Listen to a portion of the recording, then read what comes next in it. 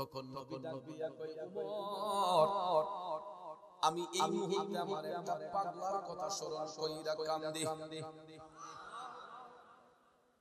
সাহাবায়ে কেরাম ডাক দিয়া কই নবী গো কে সে ভাগ্যবান পাগলা, কে এত বড় ভাগ্যবান, কে এত বড় সুনসিবের অধিকারী যার জন্য মদিনার কামলিওয়ালা নবী চোখের পানি ছাইরা কাঁদে। এত ভাগ্যবান কে নবী যার জন্য আপনি নবী কাঁদতেছেন। তখন আমার নবী ডাক দিয়া কয় আমার পাগলার নাম হলো ওয়াইস। নাম কি? দেখেন দেখেন কারে কয়। আমার নবী ডাক দিয়া কয় আমার পাগলার নাম হলো ওয়াইস। থেকে একটা গাইড কাদের মধ্যে লইয়া জঙ্গলার ভিতরে আসা যাওয়া করে। ওয়াইস মানে ওই পাগলাটারে আমাদের এলাকার মধ্যে আমরা চিনি। টপ টপ করে চোখের পানি ছাইরা হযরত ওমর বললেন ও তরুণ দেশের ভাইয়েরা ওই পাগলটাকে আমাদের প্রয়োজন, আমরা ওই পাগলাটাকে খুঁজতে এসেছি, ওই পাগলাটার কাছে আমরা যাইতে চাই। আমার মদিনার কামলিওয়ালা নবী যেই সাদা চিহ্নের কথা বলেছিলেন ওই সাদা চিহ্নটা সত্যি সত্যি পাগলার হাতের মধ্যে দেখা যায়। আরো জোরে বলুন আল্লাহু আকবার। ওরে কে বলে রে আমার নবী গায়েব জানে না, এলেমের শহর গো নবী শাহে মদিনা। কুরআন হাদিস পড়লেই শুধু আলেম তো হয় না, নবীর প্রেমে মজনু যারা তারাই মাওলানা। ঠিক কিনা বলে? বাজিতপুর মিডিয়া, সুন্নিয়তের অহংকার।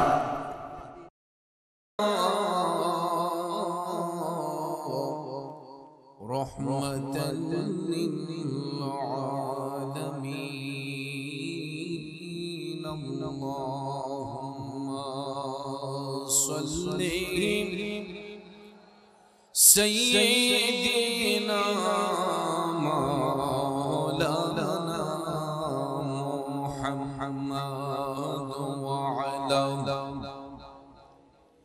সাইয়্যিদিনা মাওলানা। আকাশের ওই পাখি যদি আমরা হইতাম, উড়ে যাইয়া নবীর রওজায় চুমিতাম। আল্লাহুম্মা সাল্লি সাইয়্যিদিনা মাওলানা ওয়া আলা আলি সাইয়্যিদিনা মাওলানা। বাবাজি আমার, বন্ধুরা আমার, আজকের এই দ্বিতীয় বার্ষিক সুন্নি মহাসম্মেলন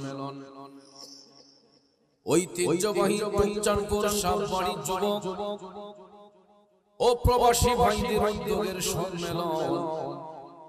আজকের এই সম্মেলন কবরবাসীর স্মরণের সম্মেলন।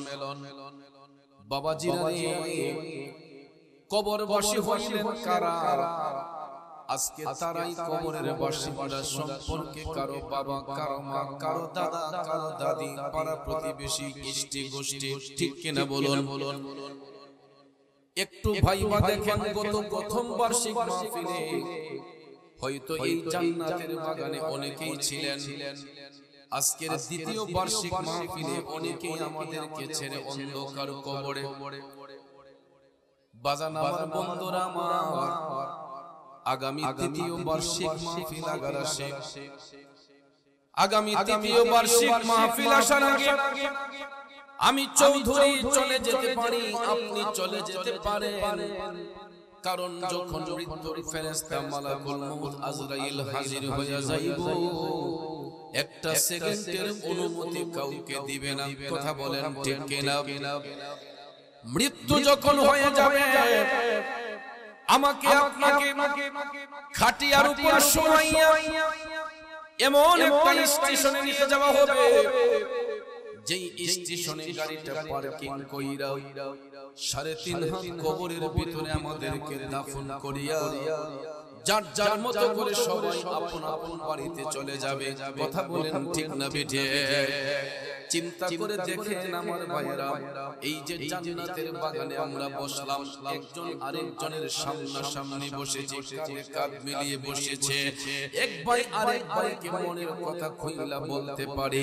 কিন্তু যেই লোকগুলো কবরে শুয়ে আছে, একটু ভাইবা দেখে নিজের হাতে যেই বাবার যেই মারে কবরের মধ্যে রেখে আসলাম, কবরগুলো যদিও পাশাপাশি হয়, বলুন তো কারো কবরের সঙ্গে কারো কবরের কোন সম্পর্ক আসেনি? যার যার কবরে তার তারকে পড়ে থাকতে হয়। এই জন্য যুবক ভাইরা আমার, ও মুরব্বি বাবাজিরা আমার, জীবনের শেষ মাহফিল মনে করে ওই নবীর কথাই একটাবার স্মরণ করুন, যেই নবী আজও সবুজ গম্বুজের নিচে শুয়ে শুয়ে উম্মতি উম্মতি বলে কান্দে। আব্বারে যেই নবী এখনো উম্মতি উম্মতি বলে কান্দে, ওই নবীর মুহাম্মতে দরুদ শরীফের আওয়াজ আস্তে হবে নাকি জোরে হবে? তাইলে সামনে পিছনে মধ্যখানে সবাই একসঙ্গে এক আওয়াজে কণ্ঠটা বড় করে দিয়ে আমার সাথে পড়ুন, আল্লাহুম্মা সাল্লি মাশাআল্লাহ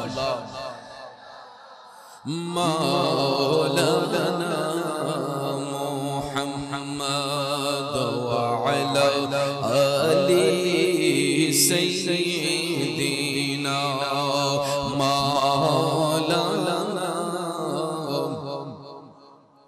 বাবাজিরা আমার, ও যুবক বন্ধুরা, আসুন জীবনের গুনাহ মাফ করার জন্য সবাই আপন আপন কলবের দিকে মুতাওয়াজ্জি হইয়া একটু বড় করে আওয়াজ দিয়া আমার আল্লাহ রাব্বুল আলামিনের জিকিরে মশগুল হয়ে যায়। জবান খুলে সবাই আমার সাথে পড়ুন, ইসমে জাত আল্লাহ আল্লাহ আল্লাহ আল্লাহ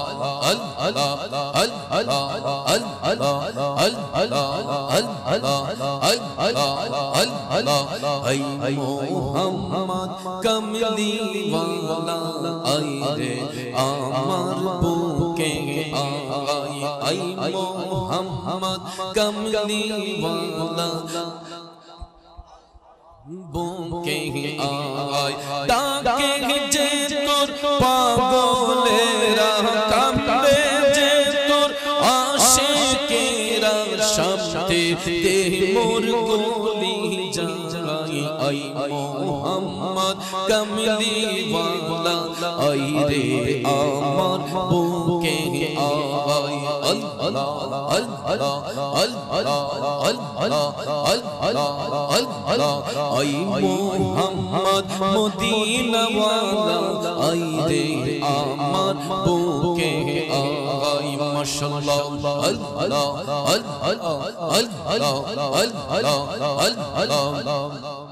চাঁদ সূরজ গ্রহ তারা জিন ইনসানের ফেরেশতারা, চাঁদ সূরজ গ্রহ তারা জিন ইনসানের ফেরেশতারা, দিন রজনী গাইছে তারা, দিন রজনী চাইছে তারা, ফুল ফুলে দিতে গোলায়।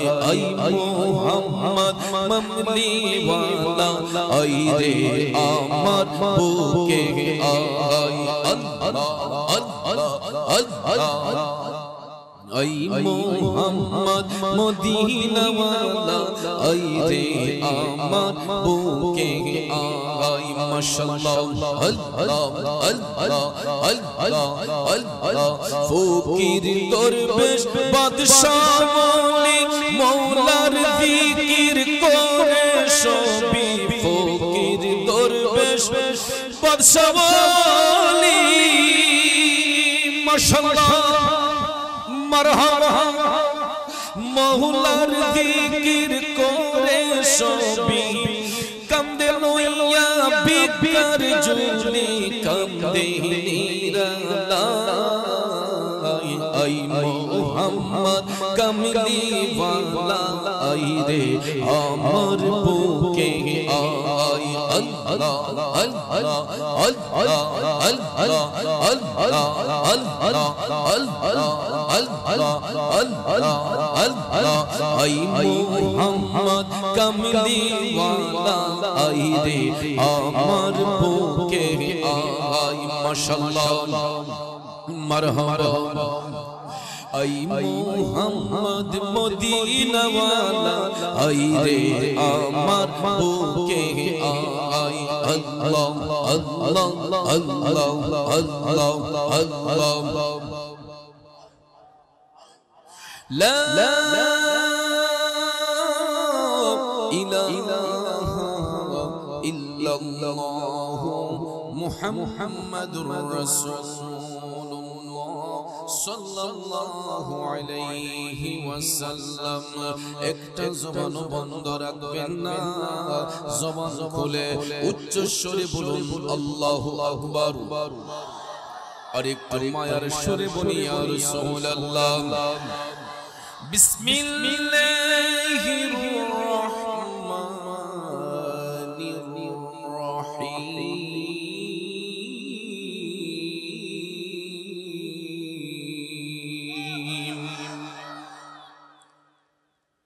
খাতামাল্লাহু আলা কুলুবিহিম ওয়া আলা সামঈহিম ওয়া আলা আবসারিহিম غشاوة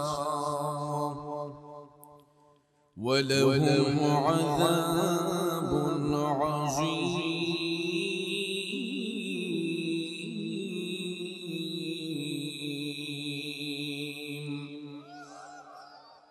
صدق الله العظيم وصدق رسوله النبي الحبيب الكريم ونحن على ذلك من الشاهدين والشاكرين والحمد لله رب العالمين ربي صل وسلم وبارك عليه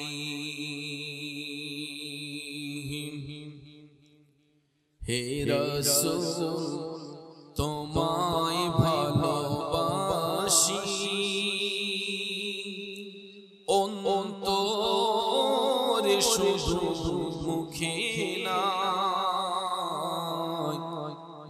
জান্নাতের আশায় নয় হে রাসূল জাহান্নাম কেউ ডরি না ঠিক কিনা হে রাসূল তোমায় ভালোবাসি অন্তরে শুধু মুখে না জান্নাতের আশায় নয় হে রাসূল জাহান্নাম কেউ ডরি না আম্মা বা'দ উপস্থিত ঐতিহ্যবাহী কিশোরগঞ্জ জেলার অন্তর্গত ভৈরব উপজেলাধীন টুকচানপুর সাববাড়ি প্রাঙ্গণে যুব সমাজ ও প্রবাসী ভাইদের অক্লান্ত পরিশ্রমের বিনিময়ে কবরবাসীর আত্মার মাগফিরাত কামনায় আয়োজিত আজকের এই দ্বিতীয় বার্ষিক সুন্নি মহাসম্মেলন 2024 ইংরেজি সনের সম্মানিত সভাপতি মঞ্চ উপবিষ্ট টুকচানপুর সাববাড়ির কৃতি সন্তান জনাব মোহাম্মদ আব্দুর রশিদ সাহেব, আজকের সহ সভাপতি এই এলাকার কৃতি সন্তান জনাব মোহাম্মদ ইদ্রিস মিয়া সাহেব, জিনার মাধ্যমে আমি দাওয়াত কবুল করেছি। এই এলাকার সুপরিচিত মুখ, সারা বাংলার আলোড়ন সৃষ্টিকারী খাজা গরিব নওয়াজের অন্যতম আশিক রাসূল মুজাহিদ আহলে সুন্নাত বন্ধুবর হযরত মাওলানা শাইখ আতাউর রহমান মুজাহিদি সাহিব আদাজিল্লাহুল আলী আলোচনা করেছেন চিলিকোট দরবার শরীফের সুযোগ্য খলিফা আলহাজ হযরত মাওলানা ফজলুর রহমান সাহেব।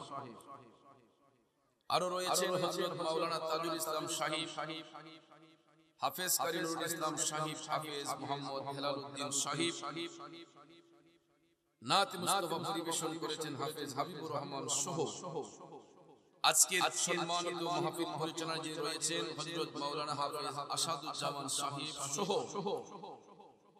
মঞ্চে আসেন আমার তরিকতপন্থী মুরব্বি বাবারা, সুশিক্ষিত আমার কৃষক, শ্রমিক, চাকরিজীবী, ব্যবসায়ী, সাংবাদিক, শিক্ষক ভাইয়েরা, স্কুল, কলেজ, ইউনিভার্সিটি, মাদ্রাসায় পড়ুয়া ছাত্র ভাইয়েরা, পর্দানুশীল মা বোনেরা, সবার প্রতি শ্রেণী ভেদে আবারও আন্তরিক সালাম। আসসালামু আলাইকুম ওয়া রাহমাতুল্লাহি ওয়া বারাকাতুহু। রব্বুল ইজ্জতের আলিশান দরবারে লাখ কোটি শুকর গুজার করে রহমাতাল লিল আলামিন নবী মুহাম্মদ রাসূলুল্লাহ সাল্লাল্লাহু আলাইহি ওয়াসাল্লামের শানে নাত মুস্তাফা দরুদ মুস্তাফা সাল্লাল্লাহু আলাইহি ওয়াসাল্লাম পরিবেশন করে আপনাদের খিদমতে মহাগ্রন্থ আল কোরআনুল কারীমে সর্ববৃহৎ সূরা প্রথম পারার প্রথম রুকু সূরা বাকারা 7 নম্বর আয়াতে পাক তেলাওয়াত করেছি সূরা আলহামদুলিল্লাহ। রাত গভীর সময় সংক্ষেপ, খুব অল্প সময়ে আয়াতে পাকের মূল অর্থ তাফসীরের ভাষায় কিছু আলোচনা এসেছে, এইগুলো উপস্থাপন করে মিলাদ শরীফ হবে, জিকিরের তালিম হবে, পরিশেষে মুনাজাতের মাধ্যমে কমিটির পক্ষ থেকে আপনাদের জন্য তাবারুকের ব্যবস্থা করা হয়েছে। আমরা তাবারুক গ্রহণ করে সকলে আপন আপন বাড়িতে যাব। আল্লাহ পাক যেন শেষ মুনাজাত পর্যন্ত আমাদের সকলকে ধৈর্যের সহিত বসার সুযোগ দান করেন। আমরা সকলে বলি আমিন। আর একটু জোরে বলি আমিন। আওয়াজ শুনে মনে হয় অনেকে কৃপণতা করে আওয়াজ দেয়, কারণ ভাটি এলাকার মানুষের আওয়াজ কৃপণতা করে দিলে হবে না। আপনাদের খাবার দাবার গুলো খুব টাটকা, যাতায়াতের রাস্তাটা যদিও কষ্টকর হয়, কিন্তু এই এলাকার মানুষের খাবার দাবার গুলো খুব পরিষ্কার। যেটা আজকে আমি দিচ্ছি, দুর্বল হইয়া আইলেও ডাট হই ইনশাআল্লাহ স্টেজে বসছি। খাবার গুলো সুস্বাদু, আলহামদুলিল্লাহ। এটা আমার অভিজ্ঞতা আছে যে ভাটি এলাকায় কষ্ট করে গেলেও একটা জিনিস খাওয়ান খাওয়া যায় আরামে। এদের মনটা যেমন উদার, এদের প্রেমটাও উদার, ঠিক না ঠিক? আল্লাহ কবুল করুন, আমিন বলবেন না ভাইয়েরা? জগৎ সৃষ্টির পরে মহান আল্লাহ রাব্বুল আলামিন সত্যের পয়গাম পৌঁছে দেওয়ার জন্য যুগে যুগে বহু নবী রাসূল আল্লাহ তাআলা এই পৃথিবীতে পাঠিয়েছেন। 1,24,000 মতান্তরে 2,24,000 নবী রাসূল আল্লাহ তাআলা পাঠিয়েছেন। তবে আমাদের নবী ছাড়া অন্য সকল নবীগণকে আল্লাহ তাআলা নির্দিষ্ট করে এক একজন নবীকে এক একটা কওমের মধ্যে পাঠিয়েছেন, ঠিক কি না? আমাদের নবীকে নির্দিষ্ট কোন কওমের মধ্যে পাঠান নাই। তিনাকে 7 আসমান 7 জমিন 80,000 আলম আরশ কুরসি লৌহ কলম আল্লাহর সৃষ্টি জগতে যতটা জগৎ সমূহ রয়েছে প্রত্যেকটা জগতের জন্য রহমত স্বরূপ আল্লাহ তাআলা প্রেরণ করেছেন, ঠিক কি না? তবে সব নবীগণের একটাই মেসেজ ছিল, তোমরা পড়ো লা ইলাহা ইল্লাল্লাহ। সমস্ত নবীগণ আল্লাহর পরিচয় দেওয়ার জন্য তারা আল্লাহর পক্ষ থেকে এসেছেন, আল্লাহকে চিনাইবার জন্য, জানাইবার জন্য। লা ইলাহা ইল্লাল্লাহ এটা কিন্তু আল্লাহর কালেমা নয়, লা ইলাহা ইল্লাল্লাহ হলো নবীদের কালেমা। সুবহানাল্লাহ। যার অর্থ হলো আল্লাহ ছাড়া দুসরা কোনো মাবুদ এই সাক্ষ্যটা দেওয়ার জন্য আল্লাহ তাআলা সমস্ত নবী রাসূলকে পৃথিবীতে পাঠিয়েছেন। তবে হ্যাঁ, যারা কালেমা স্বীকার করত তারা তাদের নবীর নামে কালেমা পড়ত, আর না হলে কেউ এটা বিশ্বাস করত না। যেমন ঈসা নবীর উম্মতরা যদি কালেমা স্বীকার করত লা ইলাহা ইল্লাল্লাহ, এরা সাথে সাথে পড়ত মুসা কালিমুল্লাহ। ঈসা নবীর উম্মতরা যখন স্বীকার করত লা ইলাহা ইল্লাল্লাহ, সাথে সাথে বলত ঈসা রূহুল্লাহ। এরকম ভাবে প্রত্যেক নবীর উম্মতেরা কালেমা স্বীকার করলে এই কালেমার সঙ্গে তাদের নবীর নাম স্মরণ করত। এখন উম্মতে মুহাম্মদী আমাদেরকে কালেমার শিক্ষা দিলেন কে? জোরে বলেন কে? বাবাজিরা, আমার বন্ধুরা, আমার লম্বা চওড়া কথা বলে আপনাদের মনোযোগ নষ্ট করব না। কালেমার অংশ দুইটা, একটা হলো লা ইলাহা ইল্লাল্লাহ, অপরটা মুহাম্মাদুর রাসূলুল্লাহ। লা ইলাহা ইল্লাল্লাহ হলো নবীদের কালেমা। সকাল থেকে সন্ধ্যা পর্যন্ত জপতে থাকুন। আপনারা বলুন, মুহাম্মাদুর রাসূলুল্লাহ ছাড়া কি কালেমার কোনো সমাপ্তি হয়? সকাল থেকে সন্ধ্যা পর্যন্ত লা ইলাহা ইল্লাল্লাহ কালেমা জপতে থাকেন, ওই কালেমার পূর্ণতা তখন পর্যন্ত হবে না যতক্ষণ আমার আল্লাহর কালেমা যুক্ত করা না হয়। তাইলে লা ইলাহা ইল্লাল্লাহ যদি নবীদের কালেমা হয়, মুহাম্মাদুর রাসূলুল্লাহ হবে আল্লাহর কালেমা। ঠিক না ঠিক? বন্ধুরা আমার, বাবাজিরা, এই দুইটার সমন্বয় হয়ে যায় এক কালেমা, যেখানে আর কোনো গ্যাপ থাকে না। এই কালেমার সমাপ্তি হইতে হবে এক কালেমা, দুইটার সংমিশ্রণে এক কালেমা, লা ইলাহা ইল্লাল্লাহু মুহাম্মাদুর রাসূলুল্লাহ। ওই কালেমা যারা পড়লো এরা মুসলমান হয়ে গেল, ইসলামের মধ্যে দাখিল হইল। ঠিক না বেটি? এই জনগরে এলেন নূরের নবী যখন মক্কা নগরে, কালেমা মুখে নিয়ে মূর্তি সিজদায় পড়ে এলেন নূরের নবী যখন মক্কা নগরে। কষ্ট হচ্ছে আমার বাবাজিরা, বন্ধুরা আমার, রাহমাতাল লিল আলামিন নবী আসার আগে এই জগৎ ছিল অন্ধকার, যেটাকে আইয়ামে জাহিলিয়াতের যুগ বলা হইতো। যেই যুগের মধ্যে বাবা মেয়ের সঙ্গে জিনা করত, ভাই বোনের সঙ্গে জিনা করত, নারীদেরকে জীবন্ত কবর দেওয়া হইতো। নাউজুবিল্লাহ। গভীর মনোযোগ। সভ্যতা বলতে পৃথিবীতে কিছু ছিল না। কন্যা সন্তান জন্মগ্রহণ করলে তাদেরকে জীবিত মাটির নিচে পুঁতে রাখা হইতো, এবং কোন নারীর যদি স্বামী মারা যেত, ওই নারীগুলাকে এরা অলক্ষী মনে করে বিধবা নারীদেরকে জীবন্ত মাটির নিচে পুঁতে রাখতো। জোরে কোন নাউজুবিল্লাহ।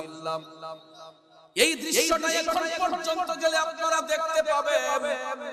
সৌদি আরব যদি কোনদিন যান, মক্কা শরীফ যদি উমরা হজ করতে বা বড় হজ করতে যান, মেসফালায় একটা কবুতরের মাঠ আছে, ওই মাঠ দিয়া হেরিয়া শরীফের দিকে বরাবর হাঁটতে থাইকা ওভার ব্রিজটা পার হইয়া গিয়া দেখবেন আরেকটা ছোট কালভার্ট আছে।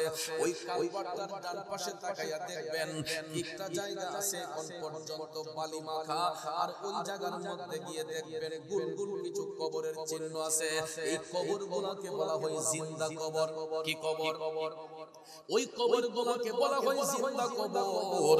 আমি যখন 2017 সালে গিয়েছিলাম, তখন আমি যখন ওই দিকে তাকাইলাম, আমি দেখলাম চতুর্পার্শ্বে টাইলস লাগানো, চতুর্পার্শ্বে বিল্ডিং আর বিল্ডিং, কিন্তু শত শত বিল্ডিং এর ভিতরে একটা জায়গা এখন পর্যন্ত বালি মাখা রয়েছে।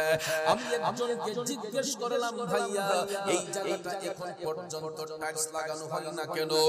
লোক আমারে বলল, হুজুর আপনারা আলেম মানুষ, কোরআন হাদিস পড়া আপনারা কি এটা জানেন না?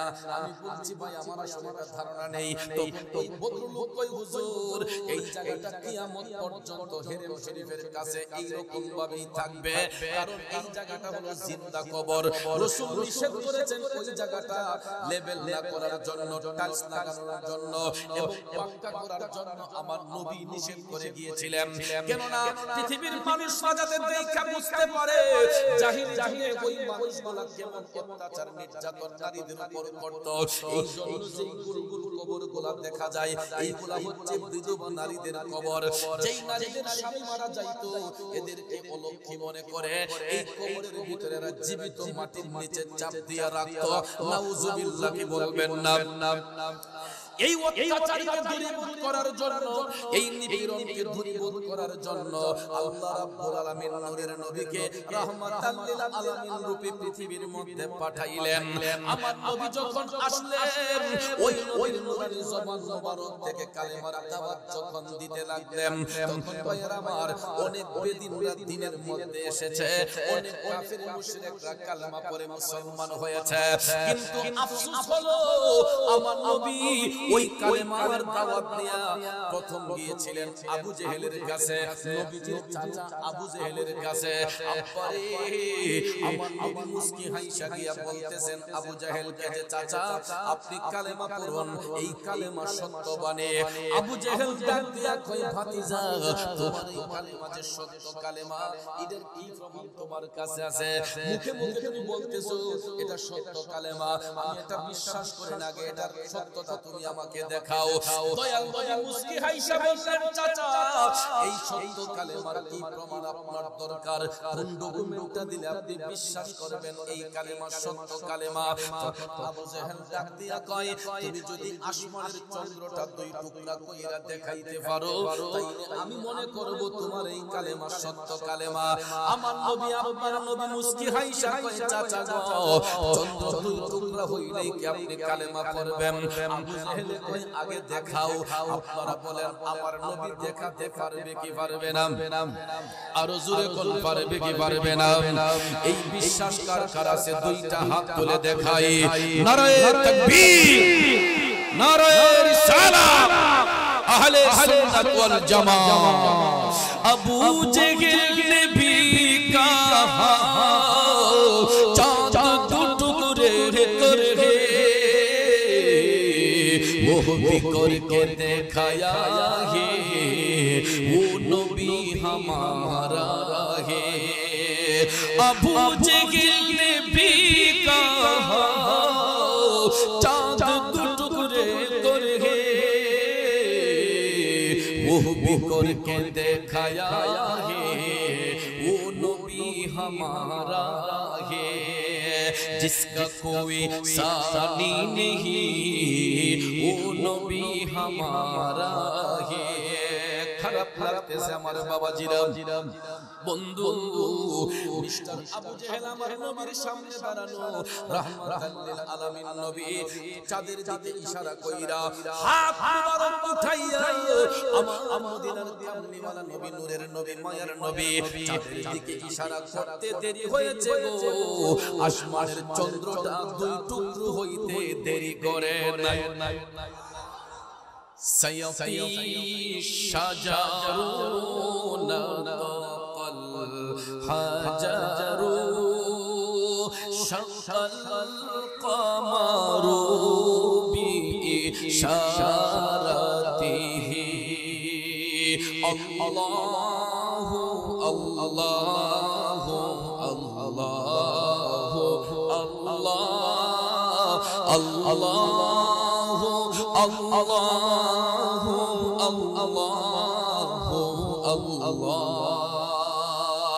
বন্ধু আমার বাবাজিরা গো, আমার মদিনার কামলিওয়ালা নবীজি নূরানি হাত মুবারক উঠাইয়া চাঁদের দিকে ইশারা করতে দেরি হয়েছে, আসমানের চন্দ্র দুই টুকরো হইতে দেরি করে নাই।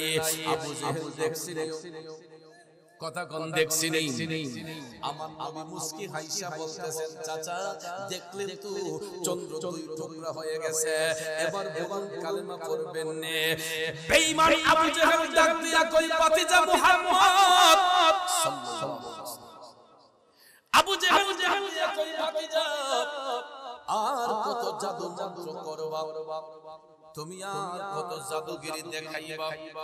নাউজুবিল্লাহ, কি বলবেন না? আমার নবী কি জাদুকর? এ বন্ধু বেঈমান আবু জেহেল আমার নবীর যত জাদু বলল সাথে সাথে দয়াল নবীর চোখের পানি মুবারক টক টক করে ঝরতে লাগছে। আমার নবী জ্বলন্ত মুজিজা মুবারক আবু জেহেলের চোখের সামনে দেখানোর পরেও এই বেঈমান আবু জেহেল নবীরে কয় নবী জাদুঘর। আমার নবী চোখের পানি ছাইরা টপ টপ কইরা যখন কান্না শুরু করে দিলেন, রব্বুল আলামিন কুদরতের নজর দিয়া তাকায়া দেখতেছে আপন হাবিবের চোখের পানি ঝরতেছে। আমার আল্লাহ ডাক দিয়া কয় জিবরাইল, ও জিবরাইল, তাকায়া দেখো জিবরাইল, আবু জেহেল আমার বন্ধুর নবীর অন্তর মুবারকে কষ্ট দিয়া দিছে। আমার আল্লাহ ডাক দিয়া কয় জিবরাইল, ও জিবরাইল, আমি আমার বন্ধু নবী মুস্তাফার সামান্যতম কষ্ট সহ্য করতে পারি না। আমি আমার নবীর সামান্যতম কষ্ট সহ্য করতে পারি না। যাও জিবরাইল যাও, ওহী নিয়ে আমার বন্ধুর নিকট হাজির হইয়া যাও। আবু জেহেলের দাঁত ভাঙা জবাব দিয়া আসো। সঙ্গে সঙ্গে জিবরাইল আলাইহিস সালাম আমার আল্লাহর পক্ষ হতে ওহী নিয়ে নবীজির কদম মুবারকে হাজির হয়ে গেলেন। আল্লাহ রাব্বুল আলামিন ঘোষণা পাঠাইলেন, বিসমিল্লাহির রহমানির রহিম,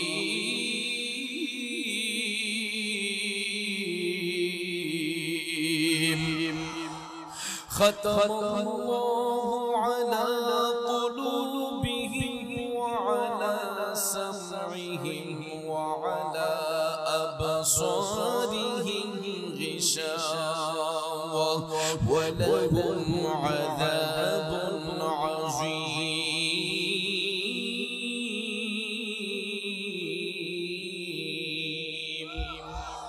ঘোষণাকার আরো জোরে কর, আল্লাহ বলে খাতামাল্লাহ, আমি আল্লাহ মোহর মেরে দিয়েছি, সিল মেরে দিয়েছি। শুধু আবু জেহেল নয়, আল্লাহ কই কিয়ামত পর্যন্ত যত আবু জেহেল মার্কা মুনাফিক থাকবে, এই জন্য আল্লাহ কয় আলা কুলুবিহিম, সমস্ত মুনাফিকদের অন্তরে খাতামাল্লাহ, আমি মোহর মেরে দিয়েছি।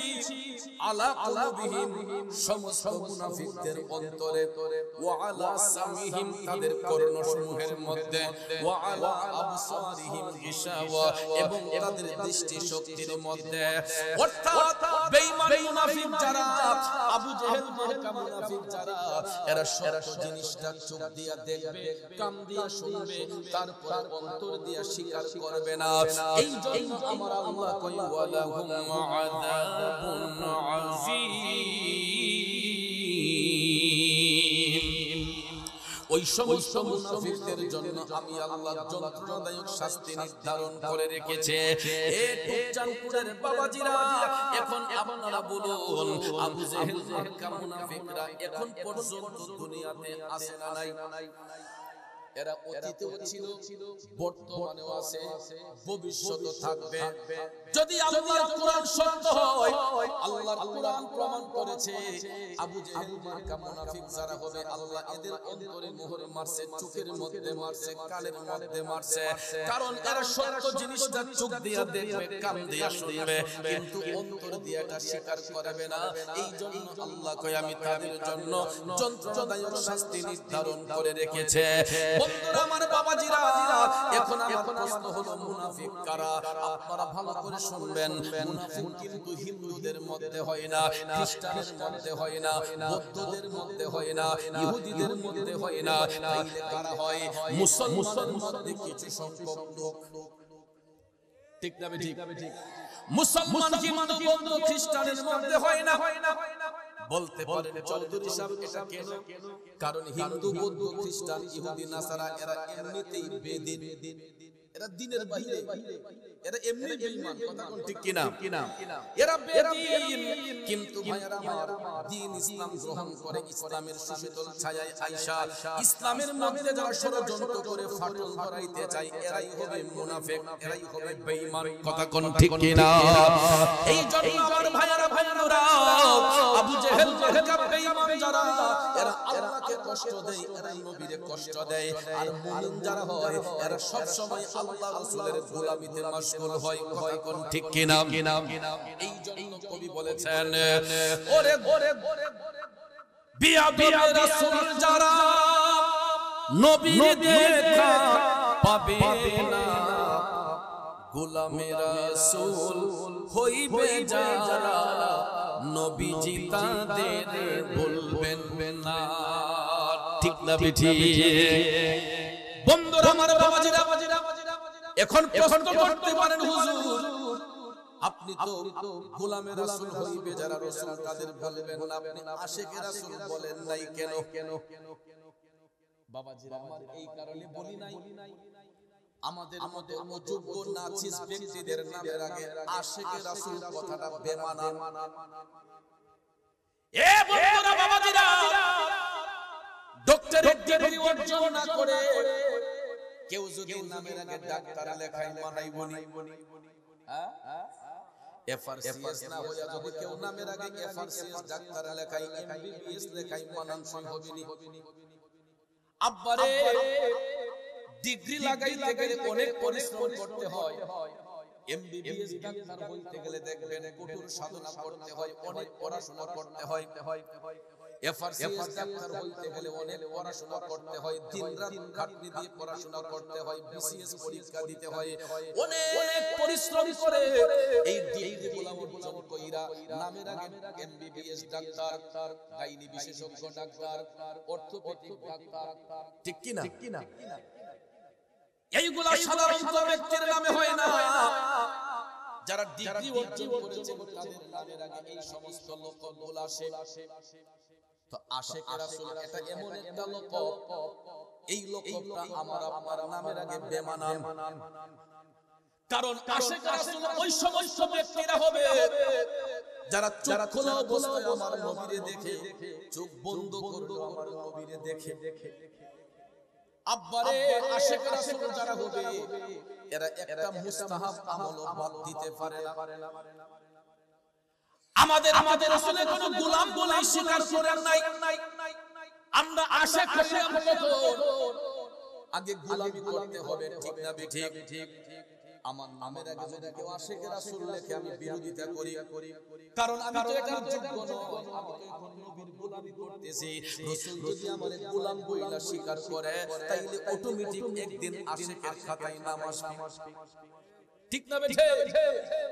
আশিক যদি বলতে হয়, আশিক ছিলেন আবু বকর সিদ্দিক, আশিক রাসূল যদি বলতে হয়, আশিক রাসূল ছিলেন উমর ইবনে খাত্তাব রাদিয়াল্লাহু তাআলা আনহু, আশিক রাসূল যদি বলতে হয়, আশিক ছিলেন হযরত উসমান রাদিয়াল্লাহু তাআলা আনহু, আশিক যদি বলতে হয়, আশিক ছিলেন মাওলা আলী রাদিয়াল্লাহু তাআলা আনহু, আশিক রাসূল যদি বলতে হয়, আশিক ছিলেন হযরত হামজা, আশিক রাসূল যদি বলতে হয়, আশিক রাসূল ছিলেন হযরত ওয়াইস আল কারনী রাদিয়াল্লাহু তাআলা আনহু। কথা বলেন ঠিক না বেঠে? বেঈমান আবু জেহেল নবী দেখার পরে নবী চিনল না, নবী না চিনার কারণে পরিণামটা ভালো হইছে না খারাপ হইছে? কেমন খারাপ হইছে? গেছে উমরা করছে, বাইতুল্লাহ শরীফ তাওয়াফ কইরা সাফা মারওয়া সাই কইরা যখন বাইরেছি নাহেরা বাইরে হইছে আবু জেহেলের বাড়ি, ঠিক না ঠিক? সাফা মারওয়া সাই কইরা সাত চক্কর দিয়া যখন বাইরিবেন তখনই দেখবেন নাকের আগে এগুলা বাড়ির নাম লেখা যায় মিস্টার আবু জেহেল, হাসা আবু জেহেল, যেটা আবু জেহেলের বাড়ি। আবু জেহেলের বাড়ির মাঝে থাকার কোনো রূপ নাই, আরামের কোনো বেড রেস্টের জন্য কোনো জায়গা নাই, একটা জায়গা আছে সেখানে শত শত মাম টয়লেট, যেটা গ্রামের ভাষায় টাটিও, কথা কোন ঠিক না ঠিক কেউ কেউ লেট্রিনও কয় কথা কোন ঠিক না শত শত লেট্রিন বাবা সেখানে একটাই শব্দ যেই বেটা ইস্তেনজার প্রয়োজন হয় না ইলাইও গিয়া কয় মানে কুতাকুতি করে যে বেটা পেশাব পায়খানার প্রয়োজন নাই এই বেটা যখন শুনে যে এটা আবু জেহেলের না আবু জেহেলের বাড়ি না হইলো গিয়া কুতায়া কুতো সাইরাই কথা কোন ঠিক এটা হলো বিয়াদবি রাসূলের পরিণাম নবীর সাথে বেঈমানি করার কারণে বিয়াদবি করার কারণে মিস্টার আবু জেহেলের বাড়ির মধ্যে শুধু টয়লেট আর টয়লেট এ আমার মায়েরা বন্ধুরা দেখো রে আশিক রাসূল কারে কই হযরত ওয়াইসাল কারণে আমার নবীর সঙ্গে সরাসরি কোনোদিন সাক্ষাৎ হয় নাই কিন্তু অন্তরের মধ্যে নবীর ভালোবাসা এমন ভাবে গাইতা রাখছে আমার নবীর ভালোবাসা অন্তরে থাকার কারণে মায়ার নবী ওয়াইসালের জন্য খুশি হইয়া আমার নবী হাদিয়া পাঠাইলেন জানার আগ্রহ আছে না নাই উহুদের ময়দানে মদিনার কামলিওয়ালা নবী মায়ার নবী দয়ার নবী একটা দন্ত মোবারক শাহাদাত বরণ করেছিল দন্ত মোবারক শহীদের পরে আমার রাসূল যেখানে গিয়ে বসছিলেন সেই জায়গাটা দেখার সৌভাগ্য আমার হইছে সুবহানাল্লাহ ওই জায়গাটা দেখার সৌভাগ্য আমার হয়েছে কিন্তু বর্তমানে ওই জায়গাটা সিমেন্ট দিয়া আরববাসীরা এটাকে বন্ধ করে রাখছে যাতে মানুষকে ডিস্টার্ব না করে রাসূল যে বসছিলেন নবীজির হাত মুবারকের ছাপ পা মুবারকের ছাপ এখনো সেখানে উহুদ পাহাড়ের এক সাইডে জিন পাহাড় দিয়ে যাইতে হয় আমি দেখেছি 2017 সালে পরের বার গিয়া দেখি সিমেন্ট দিয়ে লেপ ফেলাইছে আমার নবীর দন্ত মোবারক শাহাদাত বরণ করার পরে কাশফুল কুলুবের মাধ্যমে জানতে পেরেছেন হযরত ওয়াইসাল কারণী যে নবীজির দাঁত মোবারক শাহাদাত বরণ করেছে এখন এটা উপরের পানি থেকে পড়লো না নিচের পানি থেকে পড়লো ওয়াইসাল কারণী সেটা ভাবতে শুরু করলেন কোন দাঁতটা পড়লো উপর থেকে নাকি নিচ থেকে পড়লো সর্বপ্রথম তিনি উপরের পানি থেকে একটা দাঁত টান দিয়ে খুললেন এবং ইনজেকশন দিয়ে অচেতন করে নয় সজ্ঞানে মস্তিষ্কে ওয়াইসাল কারণী প্রথমে নিজের উপরের পানি থেকে টান দিলেন রক্তটা যখন ফিচকি মেরে বের হয়ে গেল ওয়াইসাল কারণে কাঁদে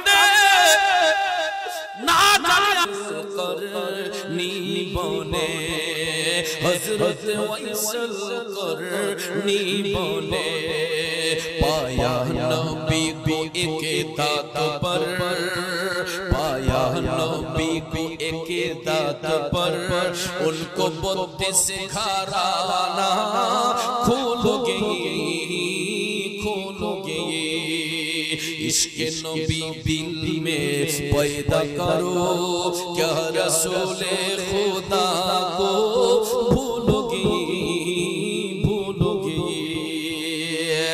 কষ্ট হচ্ছে আমার বাবাজিরা চিন্তা করে দেখো যুবক ও মুরব্বি বাবাজিরা আমার মা বোনরা গো সেই প্রেমিক একটা দাঁতের সংবাদ পাইয়া নিজের 32টা দাঁত খুলতে পারে নবীর জন্য ওই পাগলার সিনার মধ্যে আমার নবীর ভালোবাসা কতটুকু থাকতে পারে কেমন পরিমাণ থাকতে পারে এবার আপনাদের বিবেকের মধ্যে ছাইরা দিলাম আসুন সামনে যাই রাসূল ওই আশিক পাগলের জন্য কেমন হাদিয়া পাঠাইলেন এবার শুনে নেই আমার নবী পৃথিবীতে এসেছেন মানব সুরতে বাসার 63 বছর এই জমিনের মধ্যে আমার রাসূল দ্বীনের দাওয়াত দিয়েছেন সত্যের পয়গাম পৌঁছেছেন ঠিক কি না 63 বছর জিন্দগি কাল মুবারক কাটানো শেষ প্রান্তে যখন নবী আসলেন মাজলিসের মধ্যে বৈশা রাসূল আলোচনা করতেছেন হযরত ওমর রাদিয়াল্লাহু তাআলা আনহু হযরত মাওলা আলী রাদিয়াল্লাহু তাআলা আনহু মাজলিসের মধ্যে উপস্থিত অসংখ্য সাহাবায়ে কেরাম আমার যখন তালিম প্রদান করতেছেন বাবাজিরা হঠাৎ করে দেখা যায় নবীজির শরীর মুবারকের জুব্বা মুবারক কালো নূরে ঝলঝল করতেছে আমার নবীর পোশাক মুবারক পৃথিবীর শ্রেষ্ঠ পোশাক এর চাইতে পোশাক আর হইতে পারে না। আমার নবীজির পোশাক মোবারক নূরে ঝলঝল করতেছে। হযরত ওমর ইবনুল খাত্তাব রাদিয়াল্লাহু তাআলা আনহু ওনার চেহারার মধ্যে যখন ফোকাস লাইট আসতেছে, নবীর জুব্বা মুবারকের জিলিদ যখন মারতেছে, হযরত ওমর রাদিয়াল্লাহু তাআলা আনহু দাঁড়ায়া গেলেন। আসসালাতু ওয়াসসালামু আলাইকা ইয়া রাসূলুল্লাহ। নবী গো, ও মায়ার নবীজি, আমি গোলাম আপনার কদমে জানতে চাই নবী গো, যেই দিন আপনার বেসাল হবে, ইন্তেকাল হবে, আপনার এই জুব্বাখানা আমরা কি করব, কাকে দান করব? তারা পরামর্শ করতেছেন কি করা যায়। আমার রাসূল উত্তর করলেন না। হযরত ওমর বসে গেলেন একই প্রশ্ন করার জন্য। হযরত মাওলা আলী দাঁড়ালেন। হযরত আলী ডাক দিয়া কই, নবী গো, আমারও তো একই প্রশ্ন, আপনার ইন্তেকালের পরে এই জুব্বাখানা আমরা কি করব, কাকে দান করব? হযরত আলীর প্রশ্নের উত্তর আমার নবী দেন না। অন্যান্য সাহাবায়ে কেরাম একে একে অনেকেই প্রশ্ন করলো, নবীজি কারো প্রশ্নের জবাব দিচ্ছেন না। একটু পরে দেখা যায় দিনের নবীর চোখের পানি মোবারক টপ টপ করে পড়তেছে। সমস্ত সাহাবায়ে কেরাম ডাক দিয়া বলতেছেন, ইয়া রাসূলুল্লাহ, নবী গো, ওগো মায়ার নবী, দয়ার নবীজি, আমরা গোলামরা কি কোন রকম কষ্ট আপনার অন্তর মুবারকে দিয়েছি? হযরত ওমর তিনি তো প্রথম প্রশ্ন করেছিলেন, তিনি দাঁড়ায় বলতেছেন, নবী গো, ওগো মায়ার নবী, আমরা গোলামরা কি কোনো অন্যায় করেছি? আমার রাসূল বলেন না, ওমর তোমরা কখনো আমাকে কষ্ট দিতে পারো না। হযরত ওমর ডাক দিয়া কই, নবী গো, তাইলে আপনার চোখের পানি পড়তেছে, এটার কারণ কি? তখন নবী ডাক দিয়া কই, ওমর, আমি এই মুহূর্তে আমার একটা পাগলার কথা স্মরণ কইরা কান্দে। সাহাবায়ে কেরাম ডাক দিয়া কই, নবী গো, কে সে ভাগ্যবান পাগলা? কে এত বড় ভাগ্যবান? কে এত বড় সুনসিবের অধিকারী, যার জন্য মদিনার কামলিওয়ালা নবী চোখের পানি ছাইরা কান্দে?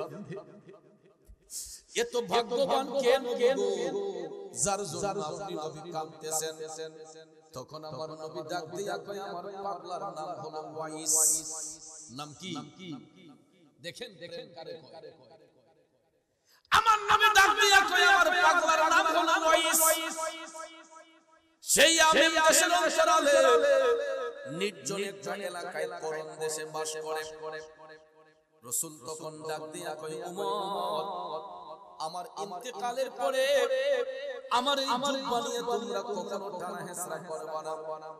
তুমি আমার আলীর সঙ্গে নিয়ে আমার পাগলার সন্ধানে যাইয়া যদি তারে খুঁজে পাও, আমি নবীর পক্ষ থেকে আমার পাগল ওয়াইসকে সালাম দিবা, আর আমার গুনাহগার উম্মতের জন্য তারে দোয়া করতে বলবা, আর আমি নবীর পক্ষ থেকে আমার ব্যবহৃত এই জুব্বাখানা আমার পাগল ওয়াইসকে তোমরা হাদিয়া দিয়ে আসবা। হযরত ওমর ডাক দিয়া কই, নবী গো, আমরা না হয় সেখানে গেলাম, আপনার ওসিয়ত পালন করলাম, কিন্তু নবী গো, ওয়াইস নামে তো আরো অনেক লোক সেখানে থাকতে পারে।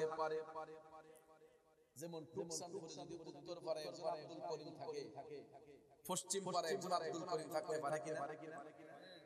এক গ্রামে একই নামে দুই তিনজন আছে না? তাইলে সাহাবায়ে কেরামের প্রশ্নের মধ্যে যুক্তি আছে না নাই? হযরত ওমর ডাক দিয়া কই, নবী গো, ওয়াইস নামে তো আরো অনেক লোক সেখানে থাকতে পারে, আপনার পাগল ওয়াইসকে আমরা চিনব কেমনে?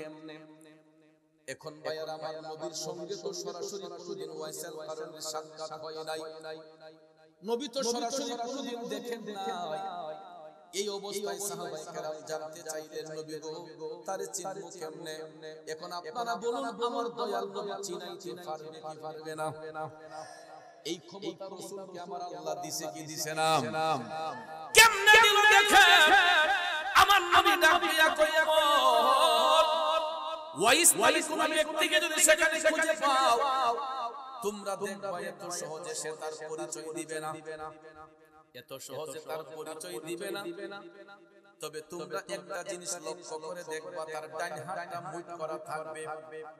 আমার নবী কেমন নবী দেখেন, রাসূল ভবিষ্যৎবাণী দিতেছে, আমার ওয়াইসকে লক্ষ্য করে দেখবা এত সহজে তার পরিচয় দিবে না, কিন্তু তার ডান হাতটা মুঠ করা থাকবে। ওই হাতটা যদি খুলতে পারো, দেখবা তার হাতের মধ্যে সাদা একটা দাগ আছে। এমন রে নবী আমরা কোথায় গেলে পাবো, ঠিক না বিটি?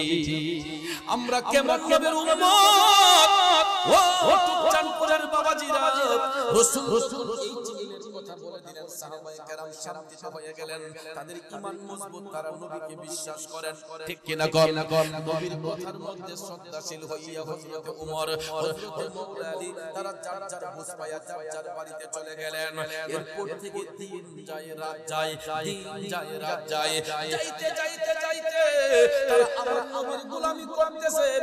গোলামি করতে করতে করতে হঠাৎ একদিন শোনা যায় গো, আমার রাসূল সাল্লাল্লাহু আলাইহি ওয়াসাল্লামের ইন্তেকাল মুবারক হয়েছে, মায়ার নবীর ফেসাল হয়েছে, ইন্তেকাল হয়েছে, আমার নবীর ইন্তেকাল হয়েছে।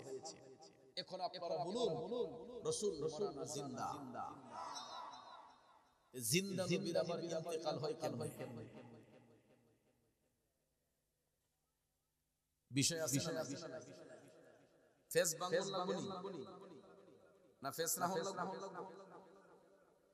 নবী যদি জিন্দা নবী হয়, জিন্দা নবীর আবার ইন্তেকাল হয় কেমনে?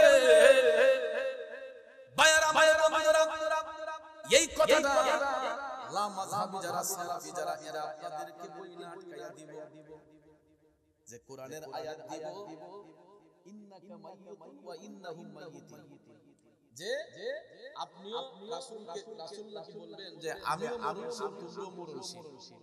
এটা বইলা এরা বলে যে নবীও মরছেন, আমরাও মরছি, তো নবীরও ইন্তেকাল হইছে, আমরাও ইন্তেকাল হইছে, এই জন্য নবী মরা নবী। নাউজুবিল্লাহ। কত সুন্দর কোরআনের ডকুমেন্ট দিয়া আমরারে বুঝাইবো, কত সুন্দর দলিল দিয়ে কইব যে রাসূল মরা নবী। এখন আপনারা বলেন, যদি আরো 500 দলিল দেয়, আপনারা কি রাসূলকে মরা বলবেন না জিন্দা বলবেন? রাসূল যদি জিন্দা হয়, জিন্দা নবীর আবার ইন্তেকাল হয় কেমনে? তখন উত্তরটা দিবেন কেমনে? উত্তরটা দেওয়া একেবারে সহজ। এই উত্তর দেওয়ার জন্য আপনাকে টাইটেল পাস করতে হবে না, মাদ্রাসার বারান্দায় যেতে হবে না, শুধু আকল দিয়া, বিবেক দিয়া ওই ব্যক্তিটার বইলা দিবেন, ভাই আপনি বলুন তো, রাসূল কি শিখতে আসছেন না শিখাইতে আসছেন? আল্লাহ ব্যতীত এই পৃথিবীতে আমার নবীর কোন শিক্ষক আছে? তিনি তো বেনজির বেমিসাল। আমার নবীর সাথে কারো তুলনা আছে? তিনি বেনজির বেমিসাল, নবীজির সঙ্গে কারো কোনো তুলনা নাই। এখন রাসূল কি এই পৃথিবীতে আসছেন শিক্ষা নেওয়ার জন্য না দেওয়ার জন্য? নবীজির শিক্ষক only one person, তিনি হলেন রাব্বুল আলামিন। রাব্বুল আলামিনের একজন ছাত্র, উনি রাহমাতাল লিল আলামিন। আমার উফাদি রাব্বুল আলামিন, নবী উফাদি রাহমাতাল লিল আলামিন দিয়েছেন। জোরে কোন দিয়েছেন কে? পবিত্র কোরআনের মাঝে বলে দিলেন আল্লাহ পাকে, রহমাতাল লিল আলামিন, নূর নবীজির জাজাত, কুল কায়নাতের মাঝে মোদের নবী রহমত। ঠিক কি না বলেন? বন্ধুরা আমার, বাবাজিরা, প্র্যাকটিক্যালি প্রমাণ নেবেন। রাব্বুল আলামিন লিখতে আরবি যতটা অক্ষর লাগে, রহমাতাল লিল আলামিন লিখতে আরবি ততটা অক্ষর লাগে। লা ইলাহা ইল্লাল্লাহ কালেমা লিখতে আরবি যতটা অক্ষর লাগে, মুহাম্মদুর রাসূলুল্লাহ লিখতে ততটা অক্ষর লাগে, মসজিদ লিখতে যতটা অক্ষর লাগে, মাদ্রাসা লিখতে ততটা অক্ষর লাগে। এই চাঁদপুরের প্রেমিকরা নামের সাথে নাম মিলাই আপন হাবিবকে ইজ্জত দিছে কে? আরো জোরে কোন কে? ওয়া রাফা'না লাকা যিকরাক আল্লাহ কয় হাবিব দুনিয়ার মানুষ ইজ্জত দিলে কি না দিলে কি আপনার ইজ্জত আপনার প্রশংসা তো আমি আল্লাহ বাড়াইয়া দিছি কথা কোন ঠিক কি না এই জন্য আসে কয় প্রেমিক কয় রাসূল আমরা আপনাকে না চিনিলে আপনার কে আসে যায় মোরা আপনাকে না চিনিলে আপনার কে আসে যায় दोनों जहान अपनारी नूरी कदमे झुकाए दोनों जहान नबीजीर नूरी कदमे झुकाए খারাপ লাগতেছে জগতের বন্ধুরা রে ও মুরব্বি বাবা জিরা গো ও সম্মানিত মা বোনরা যারা শুনছেন বলতেছিলাম কি আমার শিক্ষক একমাত্র মহান আল্লাহ আল্লাহ ব্যতীত পৃথিবীতে আমার নবীর কোনো শিক্ষক নাই ওই নবী আমার আল্লাহর কুদরতি আদালতে আমার কুদরতি আল্লাহর কুদরতি প্রতিষ্ঠানে শিখিয়া বুঝিয়া সব কিছু কমপ্লিট করে দুনিয়াবাসীকে জানাইবার জন্য রাহমাতাল লিল আলামিন নবী তাশরীফ এনেছেন নবী আমাদেরকে ওই শিক্ষাটা দিয়েছেন যে আমরা মরণশীল কুল্লু নাফসিন যায়িকাতুল মাউত প্রত্যেক আত্মাকে মৃত্যুর স্বাদ গ্রহণ করতে হবে ঠিক কি না কোন একমাত্র ওই জিনিসটা শিখাইবার জন্য বোঝাইবার জন্য মায়ার নবী দয়াল নবীর ইন্তেকাল হয়েছে ফেসাল হয়েছে এখন ভাইরা আমার সাময়িক সময়ের জন্য নবীর ইন্তেকাল হয়েছে এটাই বা কেন এখন বুঝতে হবে না এটা শুনেন পার্থক্যটা ওই জায়গায় হয় আমি আপনি যখন মারা যাই তখন মসজিদের মাইকে এলান হয় অমুক পাড়ার অমুক ব্যক্তি ইন্তেকাল হয়েছে আগামী কালকে এতটার সময় ওনার জানাজার নামাজ অনুষ্ঠিত হবে ঠিক না ঠিক এরপরে দেখবেন মসজিদের ইমাম সাহেব হোক পীর সাহেব হুজুর হোক বা যেই কোনো একজন ভদ্রলোকের ইমামতির মাধ্যমে ওই মৃত ব্যক্তির জানাজা দিয়া তারে কবরস্থ করা হয় ঠিক না ঠিক আমার নবী যদি মরা নবী হইতেন নবীর তো জানাজা হওয়া দরকার ছিল নবী যদি মরা নবী হন তাইলে আমরা মানলে যেমন জানাজা হওয়ার কথা রাসূল বলল তো জানাজা হওয়ার কথা ছিল পৃথিবীর সমস্ত আলেম আউলিয়া কোরআন সুন্নাহর আমাকে একটা দলিল প্রমাণ দেন যে নবীর ইন্তেকালের পরে জানাজার নামাজ পড়াইছেন অমুক সাহেব পারবেন আমি 10 লক্ষ টাকা চ্যালেঞ্জ দিয়ে গেলাম নীল আকাশের নিচে এমন একটা দলিল দিয়ে সহিহ সনদে প্রমাণ করতে পারে নবীর ইন্তেকালের পরে জানাজার নামাজ পড়াইছেন অমুক সাহাবী বা অমুক নবী অমুক ব্যক্তি তাকে 10 লক্ষ টাকা পুরস্কার দেব কারণ আমার নবী হায়াতুল নবী জিন্দা নবী এই জন্য বলা হয়েছে আল আম্বিয়াউ ইয়াহইয়াউন সমস্ত নবীগণ জিন্দা ফি কুবুরিহিম আপন আপন রওজা শরীফে ইউসাল্লুন তারা নির্দিষ্ট টাইমে সালাত আদায় করেন চিল্লায়ে বলেন সুবহানাল্লাহ আরো জোরে বলেন সুবহানাল্লাহ কারণ হায়াতুন নবী গো জানি আমরা ঈমানে হায়াতুন নবী গো জানি আমরা ঈমানে কষ্ট হচ্ছে আমার ভাইরা গভীর মনোযোগ এবার আমার নবী মাওলানা জিন্দা এই কারণে জিন্দা কারণ জিন্দা নবীর কোন ইন্তেকাল হইলেও জানাজার নামাজ হয় নাই এই কারণে রাসূলের বেসাল হওয়ার পরে জানাজা হয় নাই যার জানাজা হয় নাই তারে আমরা কেমনে করা বলবো হায়াতুন নবী জিন্দা নবী কথা বলেন ঠিক কি না এবার আলোচনায় চলে যাই আমার বেসালের পরে ইন্তেকাল মুবারকের পরে রওজা শরীফে রাসূল আরাম করতেছেন এবার ওসিয়ত পালনের জন্য আমার নবী তো ওসিয়ত করছিলেন জুব্বা ওয়াসকুরনি পাকবারে দেওয়ার জন্য ঠিক না ওসিয়ত পালনের জন্য হযরত ওমর নবীজির জুব্বা মুবারক খানা ভাঁজ করলেন হযরত আলী বললেন আলী চলো নবী তো বলছেন তোমাকে সাথে নিয়ে যাওয়ার জন্য আমরা পাগলের সন্ধানে যাই তখন তারা দুইজন নবীজির ব্যবহৃত জুব্বা মুবারক হাতের মধ্যে লইয়া তারা যখন রওনা হলেন ইয়ামেন দেশের উদ্দেশ্যে বাবারে যাইতে ইয়ামেন দেশের মধ্যে তারা গিয়া যখন পৌঁছালেন এখন দেশটা তারা খুঁজে পায় না কারণ ইয়ামেন একটা প্রদেশের নাম এই প্রদেশের অন্তরালে ছোট্ট একটা এলাকার নাম টুকসানপুর, ঠিক না ঠিক? ভৈরব একটা উপজেলা।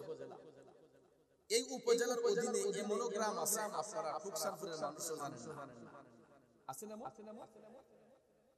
যেমন আমি নিজেও ভৈরব টুকসানপুর আজকে প্রথম ছিলাম, এও লোকের মারফতে। এটা যে ভৈরব উপজেলা আমি তো জানতাম না।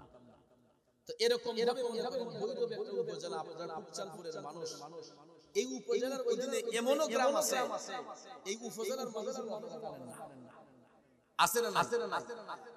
ইয়ামেন একটা প্রদেশের নাম, ওই প্রদেশের অঞ্চলে ছোট্ট একটা এলাকার নাম করণ। ওই করণ দেশের মধ্যে ওয়াইসাল কারণী বাস করেন। এখন ইয়ামেন দেশের মধ্যে উপস্থিত হইয়া হযরত ওমর এবং মাওলা আলী তারা করণ দেশটা তালাশ করতেছেন। কেউ ঠিকানা বলতে পারে না, কারণ অনেকেই চিনে না।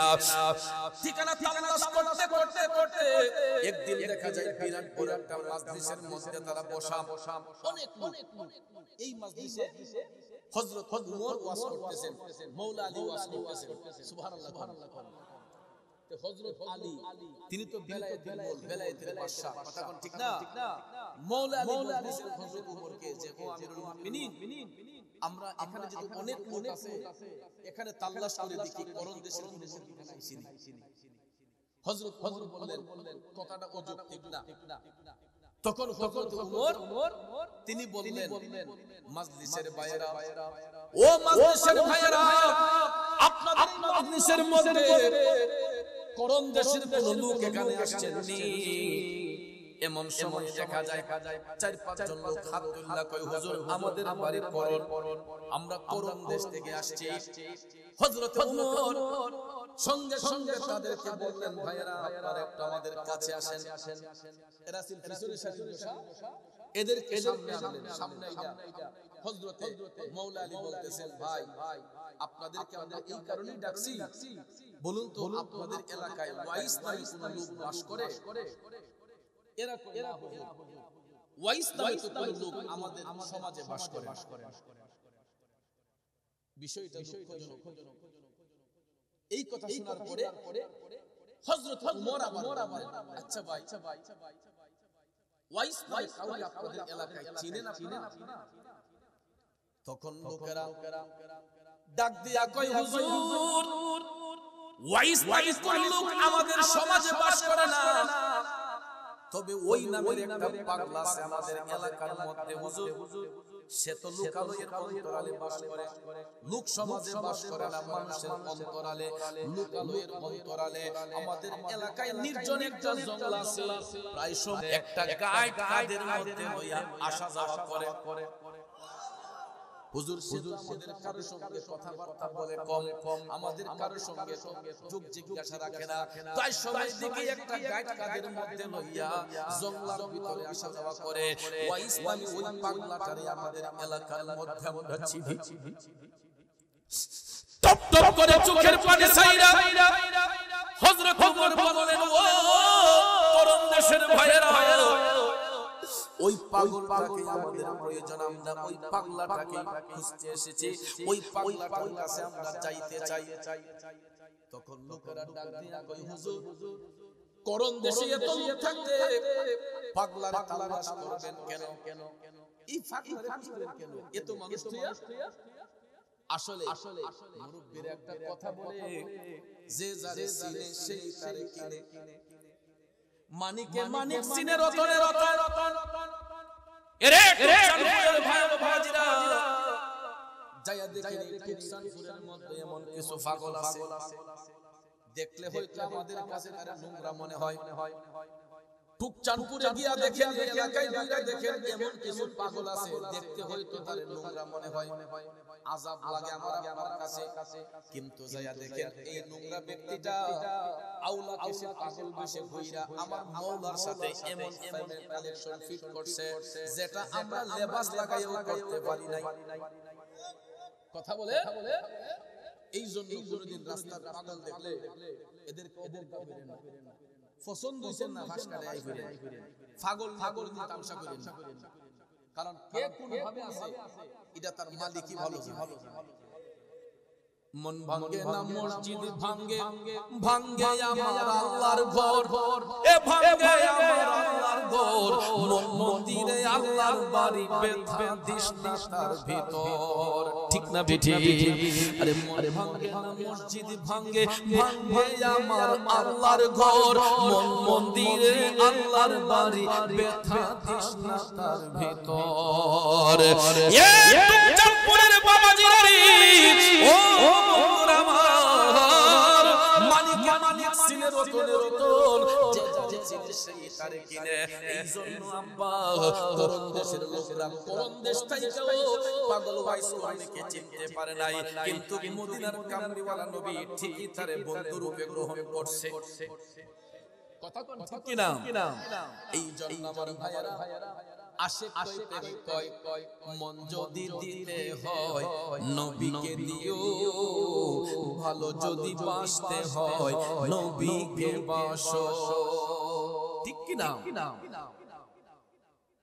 একজন আরেকজনের মন দেওয়া দিল করলে মাঝে মাঝে আমার আপনার প্রেমের মধ্যে ফাটল ধরে যায় ঠিক না বেঠি এক ছেলে আরেক মেয়েকে ভালোবাসে এক ছেলে এক মেয়েকে ভালোবাসে দুইজনের মধ্যে প্রেমের সম্পর্ক হইছে কিছু কিছু ক্ষেত্রে দেখবেন অনেক সময় ভালোবাসার মধ্যে ফাটল ধরলে ধরে দেখবেন একজন আরেকজনের চরিত্র নিয়ে মন্তব্য করে ঠিক না আমার দুনিয়াতে যে প্রেম করি একজন আরেকজনের সঙ্গে এদের মধ্যে কলঙ্ক আছে কিন্তু আমার নবীর প্রেমের কালেকশন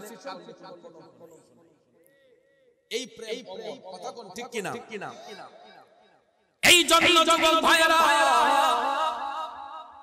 ওয়াইসাল কারণে এমন একটা প্রেম আমার নবীর সঙ্গে করছে সমাজের মানুষের সঙ্গে তিনি কম চলাফেরা করতেন উঠা বসা কম করতেন কারণ তিনি সব সময় আমার মাওলা পাকের ধ্যানে থাকতেন আমার নবীর মহব্বত অন্তরে নিয়ে দুরুদে মগ্ন থাকতেন কারণ বাতালয়ের মধ্যে থাকলে মানুষের মধ্যে থাকলে ইবাদতের মধ্যে ব্যাঘাত ঘটবে এইজন্য তিনি লোকালয়ের অন্তরালে থাকতেন ওই কারণে যখন লোকালয়ের অন্তরালে থাকে এই কথা জানতে পারলেন তখন হযরত ওমর বললেন ভাই ওই পাগলটাকে আমাদের দরকার একটু মেহেরবানি করে পাগলার কাছে আমাদেরকে নিয়ে যাবেন এলাকার লোকজনকে হুজুর আমরা নিয়ে যাইতে পারি কিন্তু জঙ্গলের ভিতরে ঢুকতে পারতাম না কেন তখন লোকেরা জঙ্গলের ভিতরে তো হিংস্র প্রাণী থাকে বাঘ সিংহ থাকে এগুলার ভয়ে ভাগ বন্দুকের ভয়ে আমাদের এলাকার কেউ এই নির্জন জঙ্গলের ভিতরে যায় না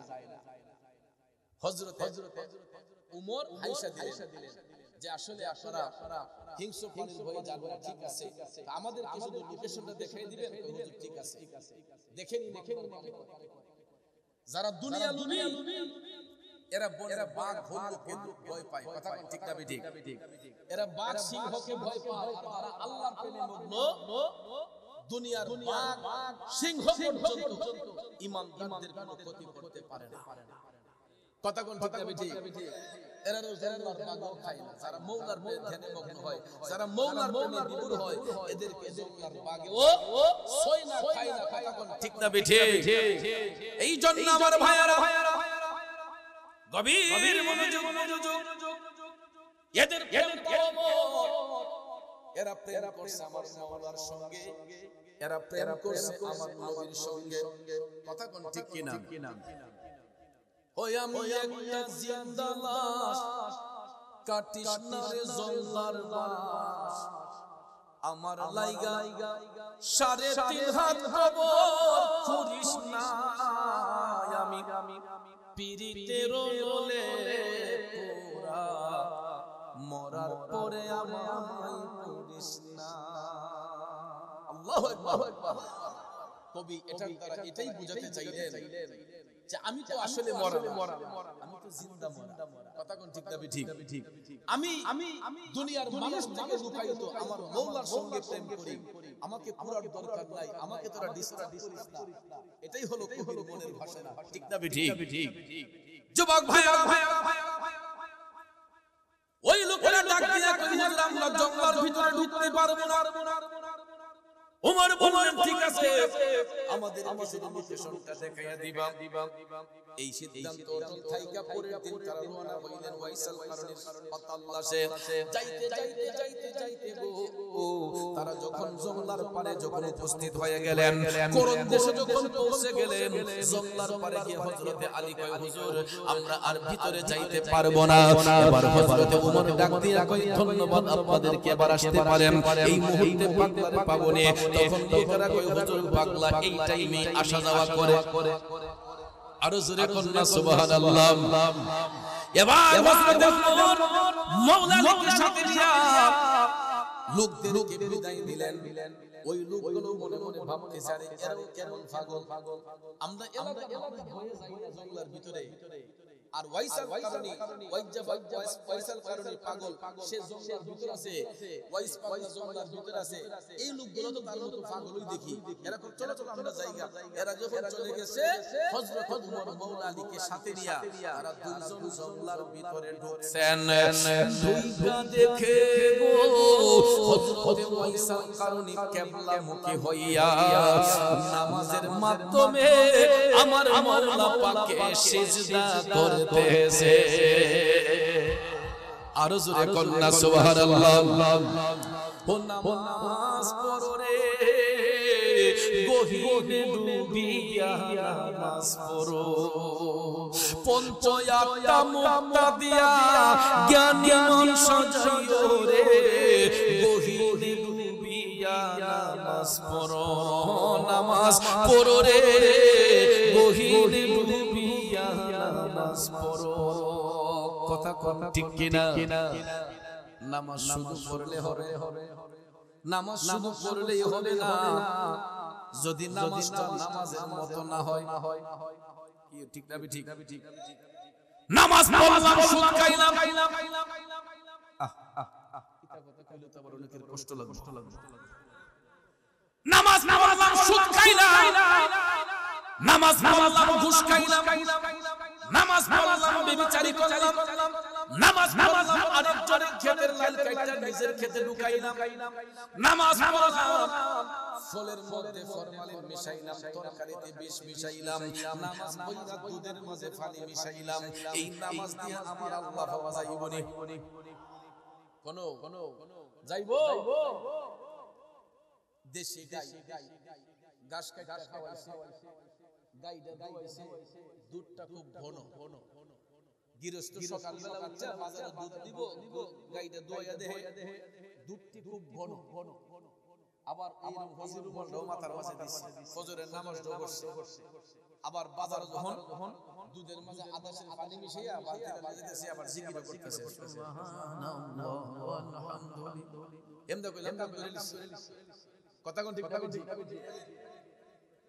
মুখে মুখে আল্লাহর নাম অন্তরে শয়তানের কাম মুখে মুখে আল্লাহর নাম অন্তর দিয়ে শয়তানি কাম এটা মুখ মিষ্টি অন্তর বিষ নামাজ পড়ছো ভালো কথা আজি রুমালটা দিছো ভালো কথা আলহামদুলিল্লাহ লেবাস ভালো জিকিরও সুন্দর ভালো তাইলে দুধের মাঝে পানি মিশাই লেখে কথা কোন ঠিক দুধ আল্লাহর দেওয়া নিয়ামত ইদার মাঝে পানি মিশিয়ে করছে কিয়ামত কথা দুধ আল্লাহর দেওয়া নিয়ামত ইদার মাঝে পানি মিশিয়ে করছে কিয়ামত ফল ফসলি আল্লাহর দেওয়া নিয়ামত ইদার মাঝে বিষ মিশিয়ে করে কিয়ামত কথা কোন ঠিক ফল সুস্বাস্থ্যের জন্য ফল ফসল মানুষ শরীরকে সুস্থ রাখার জন্য ওহন দেয়া যায় আইনা কয়টা আধা ঘন্টা ভিজিয়ে রেখে 1 ঘন্টা ভিজিয়ে রেখে কয়টার মধ্যে এসিড আছে এসিড যাইবো পানি মিশাই কিন্তু এই পানিটা যে জায়গায় ফেলাই এই জায়গাটা তো বিষাক্ত কথা বলে অনেক প্রাণী বিলুপ্ত হয়ে গেছে অনেক ধরনের পোকামাকড় আমাদের দেশ থেকে বিদায় হয়ে গেছে একমাত্র বিষ মারতে ফুক যে আমরা ফুকতেছি আকাশে এগুলো কার সৃষ্টি আল্লাহর অনেক সৃষ্টিকে আদমরা নষ্ট করে ফেলতেছে বিষ মারতে দানের বলে ফুক বয় জালার বলে ফুক বয় কিন্তু ভাইয়ার আমার এই ফুলগুলো কোনো না কোনো একটা আল্লাহর সৃষ্টির কোনো একটা উপকার আসে। কথা কোন ঠিক না ঠিক? আমরা সারা জীবন যখন ফলে এই জমি সালাম মাঝে বীজ যখন মারছি না, এন্ডিন যখন মারছি না, তখন কি জমি দান হইছে না? কি হইছে নি? অনেক দানের মাঝে এত সুন্দর চাউল ভাত রান্নে কয়েকবারই কবুল হয়েছে। আর ওহর দেখবেন অনেক সাইজ লোয়ার ফ্লোর ভাত ফাক করলো দেখা যায়, এরকম গ্রাম সাইয়ের মাঝে নাই। কারণ আমরা বিশ্বস্ত করে আল্লাহর নিয়ামত করে কিয়ামত করে দিতেছি। কথা কোন ঠিক না বেঠিক? আমরা কত নিকৃষ্ট হয়ে গেল, যাই না বুঝা মানুষের বিষ খাওয়াই। আবার দেখবেন নামাজ পড়তে পড়তে কপালের মধ্যে কালো দাগ ফালাই। আসিনে বাবা 2-3 বছর আগে 2 বছর আগে তো বাড়ির ফোন দিছি রাতে যে আজকে পাঠাবো কুস্তা লাগবো নি, কয় বাচ্চারা ফল লই আইয়েন। তো ফল যখন লই তো কইছে আমি রাতে যদি আমি হবিগঞ্জে যাবো এই বিশ্বরুর দোকান খোলা থাকে বন্ধ বিশ্বরুর, তো ইহান থেকে ফল ডে কিনে নি সারা রাত আনুমানিক 2:30 এমন টাইম তে গিয়া দেখছি অনেক ছোলা আর এর মধ্যে একজন মুরব্বি যে নামাজ পড়া কালো দাগ আছে আমারে বেজাল দিত। তে গেছি মুসল্লিদের গিয়ে সালাম দিছি, আসসালামু আলাইকুম কাহা বালা আছেন? আসি ভালোই রাখছি। শীতের মাঝে কেমন বালা কাহা বালা, কথাটা তো সত্যি। কাহা ফল কমলা দি ভালো করা মিষ্টি 100%। আঙ্গুর টিকা হাতে করব কয় চিনি জম মিষ্টি নেন তো বিশ্বাস করে আমি দেখেন আপনি কোন জায়গাতে রাখছেন, আমি যে আদবারে এই সুযোগ তো নাই। আমার 2 কেজি কমলা দেন আর 1.5 কেজি আপনার বার এরপরে আরো মিলাইয়া কমলা লইছি 2 কেজি বাসাত নিয়ে টেবিলে রাখছি। সকাল বেলা বাড়ির বসে থামাইতো ওহন দেহে যে কমলা আছে 2 কেজি কমলার মাঝে মনে হয় 1 কেজি বসা, 1 কেজি কমলা টিপ দিলই মানে বলবলা তাইলে নামাজি মানুষ দেখা ফোন লইলাম আমার থেকে হয়তো উনি 140 টাকা 140 টাকা কেজি আছে কমলা, তে 140 টাকা আমার থেকে বেশি নিল। ইডা নিয়ে এবারে বাড়িতে দালান বিল্ডিং উঠবো দালান উঠবো। তাইলে এই যে দেখেন হালালের মধ্যে হারাম মিশ্রিত করে যাই না বুঝা একটা মানুষের সঙ্গে প্রতারণা করছে। এই লোকটা যখন নামাজ পড়া আরেকজনের দিনে আঘাত দিয়ে নামাজটা পড়লো, এই ব্যক্তির নামাজ দিয়ে কি আমার আল্লাহর সন্তুষ্টি আসবে? কথা কোন আসবে? কারণ আমার আল্লাহ বলেছেন ইন্নাস সালাতা তানহা আনিল ফাহশাই ওয়াল মুনকার, নামাজ আল্লাহর বান্দাদেরকে মুশকিল কাজ থেকে খারাপ কাজ থেকে বিরত করে। কিন্তু এই সমাজের মধ্যে দেখা যায় নামাজ পড়া গিয়া আরেকবার খেতে লাইল নামাজ আরেকজনের বদনাম করে গীবত করে। এই জন্য বাজান যেই নামাজের মধ্যে রিয়া থাকবে, ফখর থাকবে, হিংসা থাকবে, ক্ষতি থাকবে, এই নামাজ দিয়ে কখনো আল্লাহর সন্তুষ্টি হবে না। যেই কারণে নামাজের মতো পড়তে হবে, কারণ নামাজ পড়ব একমাত্র কাকে খুশি করার জন্য। যেরকম আরে নামাজ পড়ব আল্লাহকে খুশি করার জন্য, দুনিয়ার মানুষদেরকে খুশি করার জন্য আমরা ইবাদত করব না। বন্ধুরা বাবাজিরা, ওই ব্যক্তিটা নামাজ পড়ে আল্লাহকে খুশি করার জন্য, ওইসাল কারণে তিনি জঙ্গলার ভিতরে যখন সিজদারত অবস্থায় নামাজ পড়তেছেন, হযরত ওমর মাওলা আলাইহিস সালাম অপেক্ষা করতেছেন। যখন রাসূলুল্লাহ পাগলা নামাজ পড়ে যখন সালাম ফিরাইলেন, পিছন দিকে হযরত ওমর মাওলা আলী তাকে লক্ষ্য করে সালাম দিলেন, আসসালামু আলাইকুম ওয়া রাহমাতুল্লাহি ওয়া বারাকাতুহু। রাসূলুল্লাহ পাগলা কই কি রে, আমার মত কোন পাগলার ভিতরে ঢুকলো? আমি তো মনে করছি যে আমি পাগল, আল্লাহর পাগল। আর কে সালাম দিল আমারে? পিছনে তাকায়া দেখে নূরান চেহারার অধিকারী দুইজন আল্লাহর মেহবুব বান্দা ওয়াইসকরনি পাগলারে সালাম দিছে। আল্লাহু আকবার।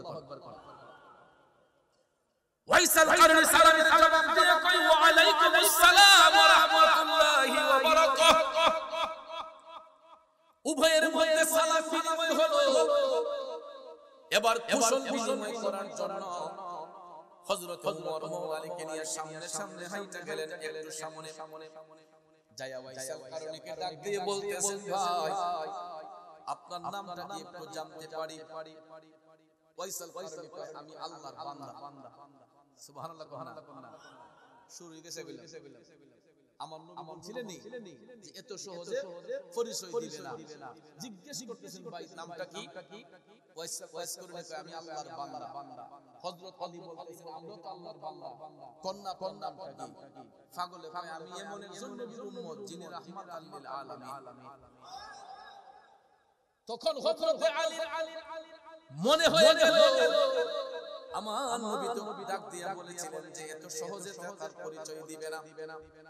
এই মুহূর্তে হযরত ওমর লক্ষ্য করে দেখতেছেন ডান হাতটা শক্তি মুট করা। আমার নবীজি মদিনা শরীফ থেকে বলেছিলেন আমার পাগলের হাতটা মুট করা থাকবে, যদি তার হাতের মুঠ খুলতে পারো দেখবা সাদা একটা দাগ আছে। সঙ্গে সঙ্গে হযরত ওমর পাগল ওয়াইসুরানির হাতের মধ্যে বইরা বললেন, ভাই একটু মেহেরবানি করে হাতটা খুলেন। হাতটা যখন খুললেন, আমার মদিনার কামলিওয়ালা নবী যেই সাদা চিহ্নের কথা বলেছিলেন, ওই সাদা চিহ্নটা সত্যি সত্যি পাগলার হাতের মধ্যে দেখা যায়। আরো জোরে বলুন আল্লাহু আকবার। ওরে কে বলে যে আমার নবী গায়েব জানে না, ইলমের শহর গো নবী শাহে মদিনা। কুরআন হাদিস পড়লেই শুধু আলেম তো হয় না, নবীর প্রেমে মজনু যারা তারাই মাওলানা। ঠিক কিনা বলে? আরে নবীর ইশকের পাগল যিনি,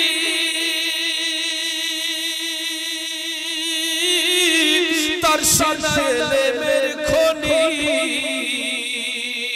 আরে ঘরে বসে দেখতে পারি সোনার মদিনা, ইলমের শহর গো নবী শাহে মদিনা। ইলমের শহর গো নবী শাহে মদিনা। কষ্ট হইতেছে আমার বাবাজিরা, গভীর মনোযোগ চিহ্ন যখন দেখতে পাইলেন, তখন হযরত ওমর ডাক দিয়া বললেন, হে ওয়াইস কারণী, জানো নি আমরা কোন জায়গা থেকে আসছি? পাগলা তো নাম বললাম না, তারা জানে কেমনে আমার নাম ওয়াইস, তারা কেমনে জানে আমার নাম ওয়াইস? সঙ্গে সঙ্গে ওয়াইস ডাক দিয়া বলতেছেন, হুজুর আপনি জানেন কেমনে আমার নাম ওয়াইস?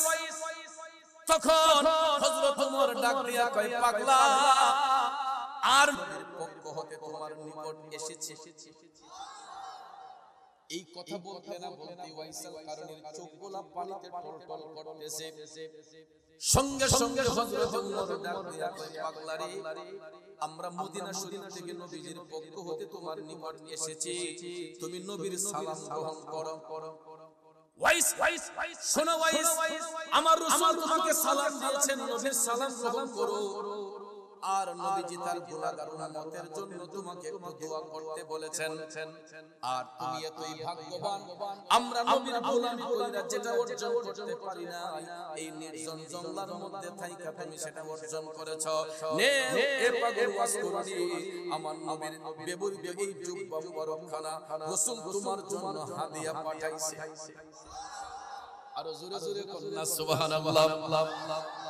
টুকচাঁদপুরের ভাইরা, গভীর মনোযোগ, ওয়াইসাল কারণী নবীজির জুব্বাখানা হাত মুবারক নিয়া বুকের মধ্যে মিশাইয়া টপ টপ করে চোখের পানি ছাইরা কান্দে। নবী নবী করে আর কত কাল আমি কাঁদবো, নবী নবী করে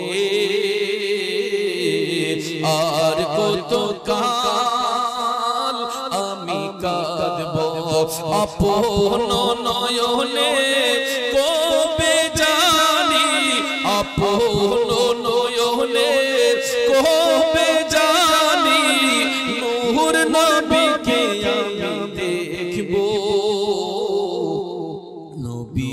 নবী করে আর কত কাল আমি কাঁদব। খারাপ লাগতেছে বাবাজিরা। হযরত ওমর ডাক ডাক করে পাগলা রে, আজকে তো তোমার কান্নার দিন নয়, তোমার আনন্দের দিন। কারণ রাসূল তোমার জন্য জুব্বা মোবারক পাঠাইলো, তুমি কাঁদতেছো কেন হে ওয়াজ করনি? তুমি তো আজকে আনন্দের দিন, তোমার ঈদের দিন।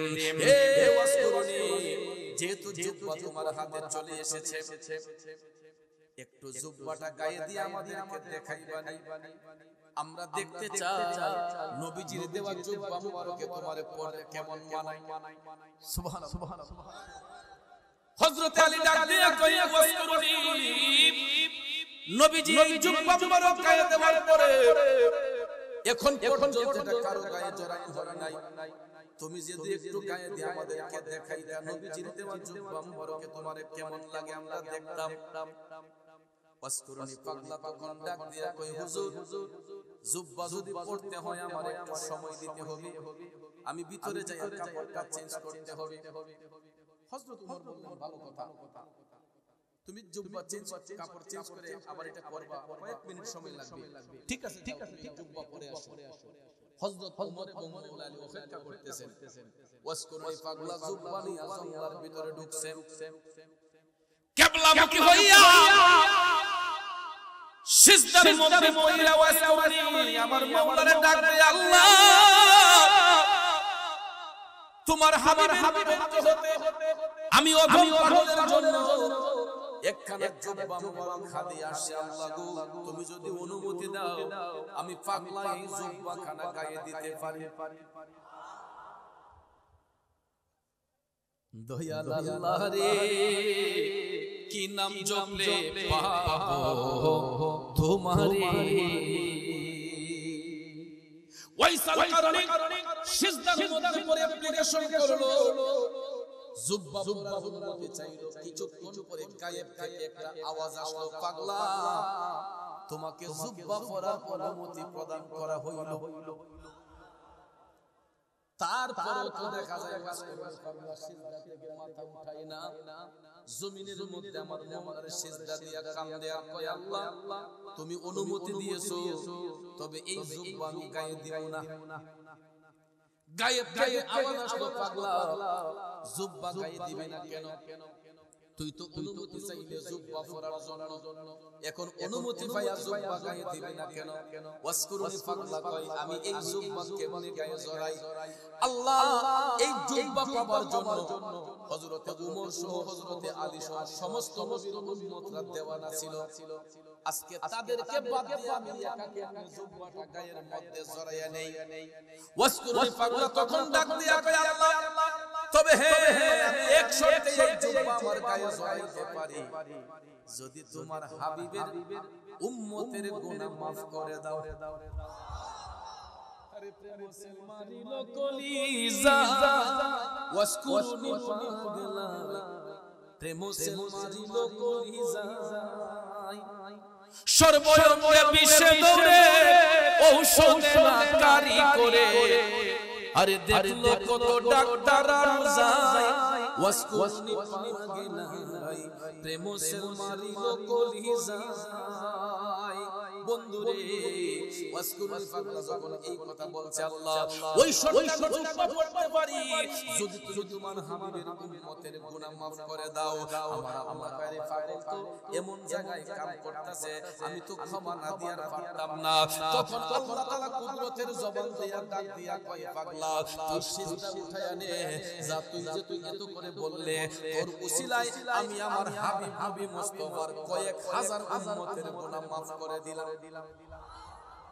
পাগলা কয়, বাকিরা দোষ করছে কি? সুবহানাল্লাহ। কয়েক হাজার maaf করলা, আরো যে আছে দোষ করছে। পাগল ওয়াসকুরনি সিজদায় পইরা কয়, আল্লাহ যতক্ষণ তোমার হাবিব নবী মুস্তাফার উম্মতের গুনাহ ক্ষমা না করবা, ততক্ষণ পর্যন্ত আমি এই জুব্বা গায়ে দিব না, সিজদা থেকে উঠব না। আমার আল্লাহ ডাক দিয়া কয়, পাগলা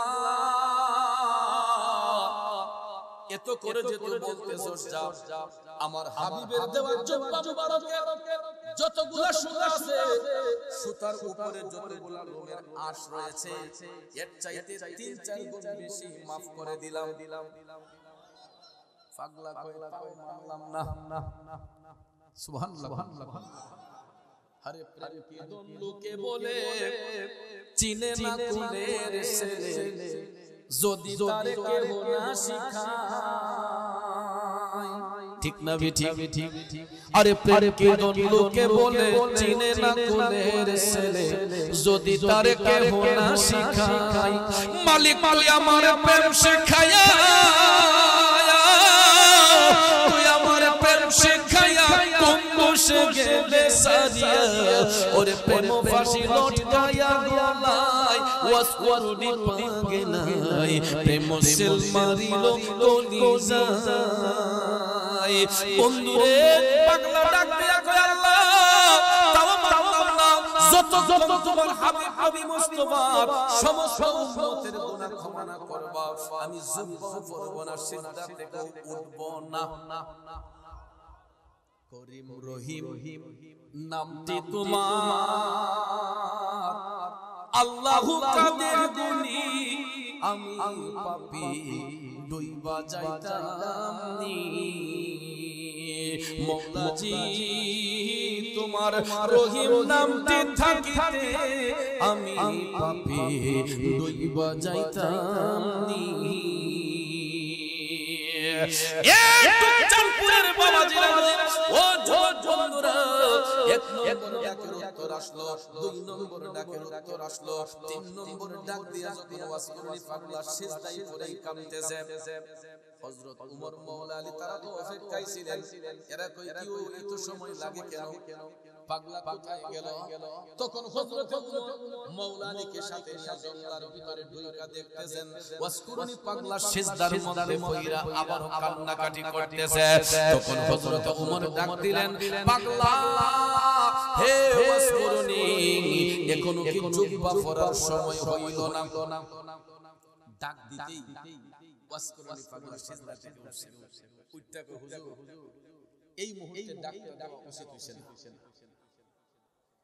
সুবহানাল্লাহ কিন্তু ডাক দিও তো দিও পাইছিল ডাক দেওয়ার মাঝে একটা হাকিকত আছে হাকিকতটা হলো যদি ডাক না দিতেন তাইলে পাগলে এমন প্রেমের খেলা খেলছিল ইশকের সাগরে কইরা আমার মওলা পাকের ইশকের দরিয়ার মধ্যে জুস পড়ে গিয়েছিল কিন্তু আল্লাহ যদি সবাইকে ক্ষমা কইরা দেয় তাইলে তিনটা সিফাতের নাম বাদ পড়ে যাবে রহমান রহিম গাফফার এই তিনটা নামের গুণে আল্লাহ বান্দারে রহম করে দয়া করে ক্ষমা করে ঠিক তবে ঠিক এই জন্য ভাইরা আমার ওয়াইসাল কারণে সিজদার মধ্যে পড়ে যখন কান্না করতেছে তিন নম্বর ডাক আসার আগেই হযরত ওমর গিয়া ডাক দিলেন এই ডাকের হাকিকত হইল যে আল্লাহ যদি সবাইকে maaf করে তাইলে আল্লাহরে ডাকবো কে ঠিক না ঠিক ওরে পাপ না করলে রহিম নামের হয় না পরিচয় হবে পাপ না করলে রহিম নামের হয় না পরিচয় বান্দা গুনাহ যদি না করে আল্লাহ maaf করবে কি দিয়া ঠিক না ঠিক এ বন্ধুরা বাবাজিরা গভীর মনোযোগ হযরত ওমর ডাক দেওয়ার পরে পাগলা কয় যে হুজুর ডাকটা দেওয়া উচিত হইছে না যদি এখন ডাক না দিতেন পৃথিবীতে আমার নবীর যত উম্মত আছে আমি সমস্ত নবীর উম্মতের গুনাহ ক্ষমা করাইয়া লইতাম হযরত ওমর কয় পাগল ওয়াইস তুমি রাসূলকে এত ভালোবাসো নবীর উম্মতকে এত ভালোবাসো এত ভালোবাসা তোমার অন্তরে থাকার পরে একটা বারের জন্য কি নবীকে দেখার স্বাদ তোমার অন্তরে জাগলো না ওয়াইসাল কারণে মাথাটা নিচু করে হযরত ওমরকে বলতেছে হুজুর আমি না একজন রাসূলের না ওই দেখছি আচ্ছা কোন চান আপনারা আমার নবীকে দেখছেন এই কথা কইতে হযরত ওমরে হাসা দিছেন হযরত আলীও হাসেন হাসা কয় আরে পাগল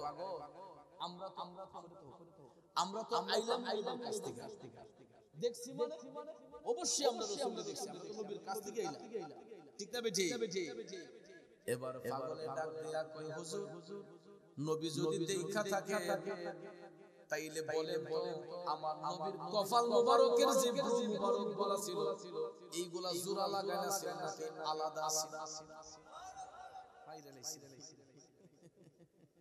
আচ্ছা এই প্রশ্ন যেই পাগলে করতে পারে ইডার উত্তর কি আসে? উনি দেখছেন না দেখছেন? এই কথা যখন বলল হযরত ওমর মৌলানার দিকে, মৌলা আলী স্যার ওমরের দিকে, তারা দুইজনে এটা অবাক হয়ে গেছে। কিতা কইতাছে গবেষণা করতে ওয়াইসাল কারণে কলম হাতে লইয়া উনি একটা পাগলামি কইরা আমার নবীর কপাল মোবারকের চিহ্নটা অঙ্কন কইরা হযরত ওমর কয়, হুজুর আচ্ছা দেখেন তো এটা চিনেন? সুবহানাল্লাহ কয় না বাবাজিরা। আমাদের দেশে দেখবেন কিছু চিত্রশিল্পী আছে যারা মানুষের ছবি আঁকে, গাছগাছালি আঁকে না। আমি যেমন পেইসের ঠিক দেখবেন এমন কিছু চিত্রশিল্পী আছে যারা চিত্র আঁকে, এরা দেখবেন হুবহু একটা মানুষের আকৃতি, যেই চেহারা, এই চেহারাটা একটা মানুষের মানুষ দেখতে পারে। কথা কোন ঠিক যাবে? ঠিক। তাইলে ওয়াইসাল কারণে সম্ভব না। দুনিয়ার একটা সাধারণ মানুষ যদি এটা পারে, তাইলে আশিকের রাসূলের বেলায় এটা অসম্ভব কিছু। ওয়াইসাল কারণে ডাক দিয়া কই, হুজুর দেখেন তো এটা চিনেন নি? হযরত ওমর ডাক দিয়া কই, পাগলা এ ওয়াসকুরি, এ তো দেখছে আমার নবীর কপাল মোবারক। পাগলা রে এ ওয়াসকুরি, তুই তো কোনদিন আমার নবীর দেখছস নাই। পাগলা তুই জানলে কেমনে আমার নবীর কপাল মোবারক এই রকম ছিল? কই হুজুর নবী দেখার জন্য মদিনা শরীফ যাওয়া লাগে না। নবী দেখার জন্য মদিনা শরীফ যাওয়া লাগে না। পৃথিবীর যেই প্রান্ত থেকে নবীর উম্মতরা, নবীর গোলামরা নবীরে দেখতে চায়, আমার রাসূল যেহেতু হাজির, ওই জায়গা থেকে উম্মতকে রাসূল দেখা দিতে পারে। ঠিক না ঠিক?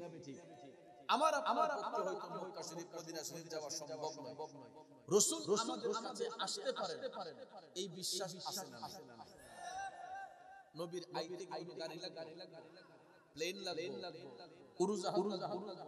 জাহাজ লাগবে, কিছুই লাগবে না। শুধু আমার রাসূল যদি রহমতের দৃষ্টি দেন, তাহলে রাসূলের নূরানী চেহারা মুবারক আমার সামনে হাজির হয়ে যাবে। ঠিক কি না কোন?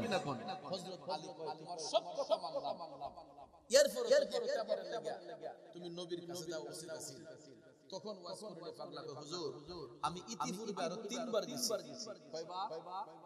ইতিপূর্বে আমি 3 বার মদিনা শরীফ গেছি নবীরে দেখার জন্য। যেই কোনো কারণে আমার সাথে সরাসরি দেখা হয় নাই। শেষবারের যখন আমি যাইতে প্রস্তুতি নিছি, তখন রাসূল আমাকে নিষেধ করেছেন যাওয়ার জন্য। আল্লাহু আকবার। আরে বাবা, নবী নিষেধ করলো কেন?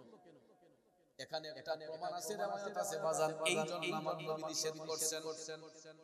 ওয়াইসাল কারণে কামনের মধ্যে একটা গাইড লইয়া ঘুরতো। এই গাইটের মধ্যে কি ছিল জানেন রে বাজান? ওই গাইটের মধ্যে ছিল তার গর্ভধারিণী মা। অসুস্থ মার সেবা করার জন্য অন্য কোন ব্যক্তি ছিল না। অসুস্থ মায়ের দেখাশোনার জন্য আর কেউ ছিল না। ওই মাটারে রাইখা যখন ওয়াসকুরি পাগলা মদিনার দিকে রওনা করবে, এমন সময় স্বপ্নের ঘরে আয়েশা রাসূল দিদার করে বলতেছেন, পাগলা তোর আসার দরকার নাই, তুই বাড়িতে বসে বল মায়ের সেবা কর, আমি রাসূল আয়েশা করে দেখা দিয়া যাই। আর জুরে কন্যা সুবহানাল্লাহ। বন্ধু মায়ের সেবা করলে নবীর দেখা পাওয়া যায়। ওয়াইসাল কারণে করম দেশে থাইকা যদি মার সেবা করলে নবীরে দেখতে পাই। আমরা টুকসানপুরের সন্তানগুলা যদি মায়ের সেবা করে, আমরা নবী দেখতে পারবো কি পারবো না? কথা কর, পারবো কি পারবো না? বন্ধুরা আমার বাবাজেরা, ওয়াইসাল কারণের মা অসুস্থ, ওই মায়ের সেবার জন্য কেউ ছিল না। এই জন্য আমার মদিনার কামলিওয়ালা বলছেন, তুই তোর মার সেবা কর। আমি রাসূল করে আইসা দেখা দিন সুবহানাল্লাহ কি বলবেন নাম নাম নাম মা বিনে বান্ধব নাই রে মা বিনে বান্ধব নাই রে এই যে সোনার দুনিয়া ভেবে দেখো কি করছো এই মায়ের লাগিয়া ভেবে দেখো কি করছো এই মায়ের লাগিয়া মা বিনে বান্ধব নাই রে মা বিনে বান্ধব নাই রে এই যে সোনার দুনিয়া ভেবে দেখো কি করছো এই মায়ের লাগিয়া টুকচাঁদপুরের সন্তানেরা রে আমাদের ঘরের বন্ধু মা আছে আজকে কত সন্তান ওই মায়ের দুঃখ দেয় ওই মায়ের কষ্ট দেয় আসেনি কিন্তু ওই সন্তানটা যখন মায়ের আঁচল থেকে একটু দূরে থাকে মা দুঃখিনীটা পাগলিনীর মতো হইয়া যায়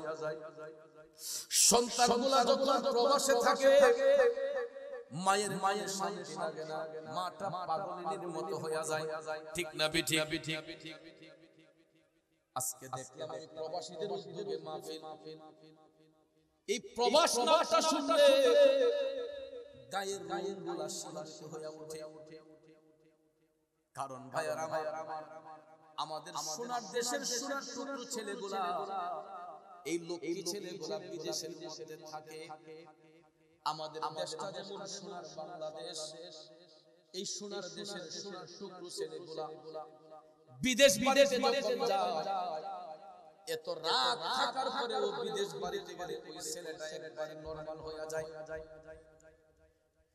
কাজ করতে করতে পরিশ্রম করতে করতে হাতগুলা সীসার মতো শক্ত হয়ে যায় পাথরের মতো শক্ত হয়ে যায়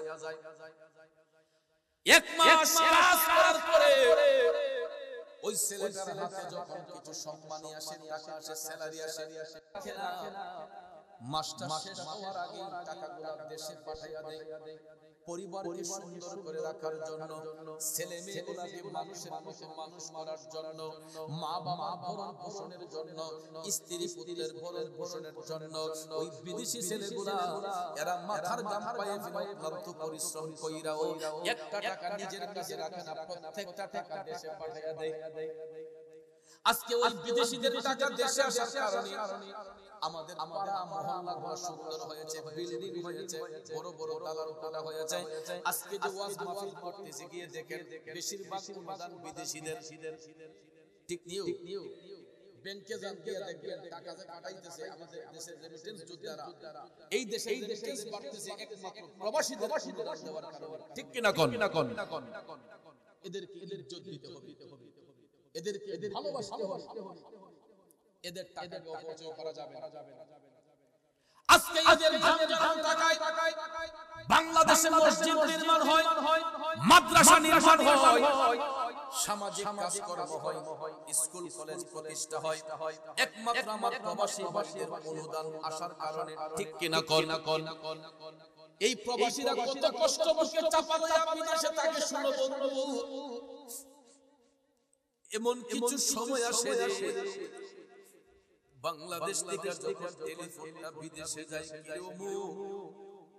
অমুক রে তুই এখন কোথায় কাজে নাকি রুমে আমি কাজে কাজটা শেষ হয়ে একটা টেলিফোন দিস আবেগ কণ্ঠে যখন মোবাইলটা যায় তখন দেখবেন সব কাজ বাদ দিয়া কই কি হয়েছে দেশের খবর কি আমার খবর কি আমার খবর কি হঠাৎ করে যখন দেশ থেকে বলা হয় তোর আব্বা তো আজকে তোর সময় মারা গেছে তোর আম্মা আজকে তোর সময় মারা গেছে একটা চিৎকার মারে ওই বিদেশি ছেলেটা বলো কি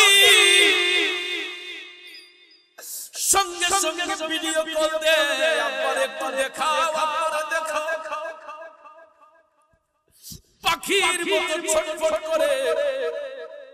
পাখির মতো ছটফট করে খাঁচার ভিতরে পাখি রাখলে যেরকম ছটফট করে ওই বিদেশি ছেলেগুলা দেশে যখন মা মারা যায় বাবা মারা যায় জানটা দেহের মধ্যে থাকার পরেও মার জানা যায় বাবার জানা যায় অনেক প্রবাসীরা এসে শরীর হতে পারে না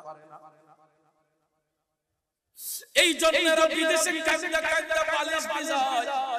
আরে কোন দেশে আসলাম, ইচ্ছে কইরা দেশে যাইতে পারি না, ইচ্ছে থাকা সত্ত্বেও দেশে যাইতে পারি না।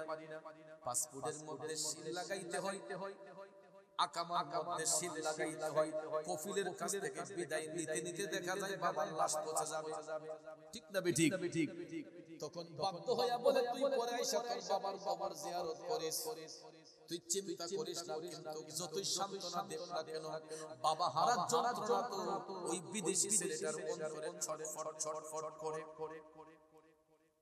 বন্ধুরা আমার, বাবাজিরা, আজকে যখন আমি এই গ্রামে আসলাম, আমার স্নেহের মানুষে আমাকে বলতেছে হুজুর আমি তো কাতারে থাকি, আর কয়দিন আছে মাহফিল শেষ করার মাত্র এক সপ্তাহ আছে, এরপর চলে যাব। এই বিদেশি ছেলেগুলা মাহফিলের শোনার জন্য আজকেও দেখেন আপনার ভিডিও লাইভের মধ্যে কত প্রবাসীরা বিদেশ থেকে ওয়াজটা শুনতেছে। অনেকে বলে মোনাজাতের সময় আমার একটু ফোন দিস, আব্বা আমার জন্য একটু দোয়া চাইছে, আমি দোয়াতে শরীক হইব। বিদেশে থাকলেও তাদের মনটা পড়ে থাকে ওয়াজ মাহফিলের মধ্যে। বিশ্বাস করেন আমি যখন সৌদি আরবে গেলাম, মিডল ইস্টের অনেক জায়গায় গেলাম, আমার বাংলাদেশের মানুষগুলা এই ভৈরবের মানুষ অনেক পাইছে সৌদি আরবে। যেমন লাগে এরা ঘরের মানুষ, এত আনন্দ পায় না আমার পাইনি বিদেশে। ফুলা বাদ দিয়ে চলে যায় আমার সাথে সাক্ষাৎ করার। হুজুর আমার আব্বার জন্য দোয়া করেন, আম্মার জন্য দোয়া করেন। ওই বিদেশি ছেলেগুলা বুকের মধ্যে চাপা কষ্ট লইয়া বিদেশ বাড়িতে থাকে। দেশের না জানি কোন অ্যাক্সিডেন্টের খবর তার কাছে চলে যায়, না জানি কোন দুর্ঘটনার খবর তার কাছে চলে যায়। এই জন্য ছেলেগুলো দেখবেন ডিউটি টাইম শেষ কইরা ঘরে আইসে আগে বাড়িতে কল দেয়, আব্বার শরীর কেমন, আম্মার শরীর কেমন, বিবি বাচ্চার খবর নাই। তখন ভাইরা আমার অনেক সময় দেখবে দুঃসংবাদ পাইলে মেন্টালিটি ঠিক থাকে না, কাঁদতে কাঁদতে অনেকে হার্ট স্ট্রোক কইরা বিদেশে মারাও যায়। আসেনি একটা পরিবারকে সুখী করার জন্য, পরিবারকে উন্নত করার জন্য এই রেমিটেন্স যোদ্ধারা গেছে সুস্থ শরীর লইয়া, আইছে ওই দেশ থেকে লিভারে ক্যান্সার লইয়া, গেছে সুস্থ শরীর লইয়া, কোন কোন সময় দেখা যায় আসছে লাশ হইয়া। কথা কও এই পরিশ্রম, এই যে খাটনিটা দিছে কার জন্য? বিবি বাচ্চার জন্য, সংসারের জন্য। একটা মানুষ যদি এত কিছু সংসারের জন্য করে, এই লোকটারে আদর ভালোবাসা দেওয়া দরকার আছে নি? এই বিদেশি ছেলেগুলো যখন দেশে আসে এদের পেরেশানি দিয়ে না।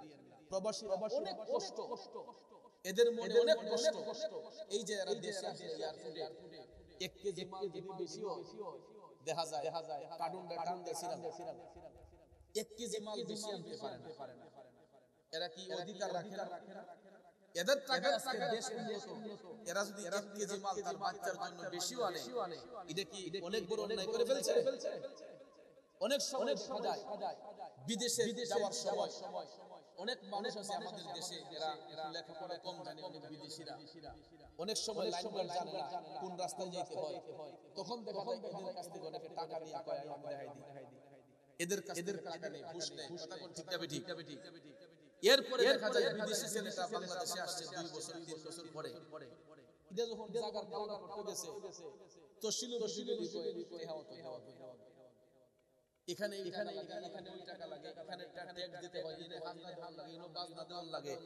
এরপরে আমি যখন সৌদি আরব গেছি, হুজুর ইচ্ছা হয় যে এই দেশে না যেতে, মন রাজা লাস্টও বিদেশে থাকতে, বাংলাদেশে কষ্ট গেলে লইয়া যায়, তো যাই একটু আরামে লাগা গিয়া হুজুর তো শিলে বসে গেলে এই আদালতে গেলে যেই কোনো জায়গায় গেলে কই খালি হয়রানির শিকার হয়।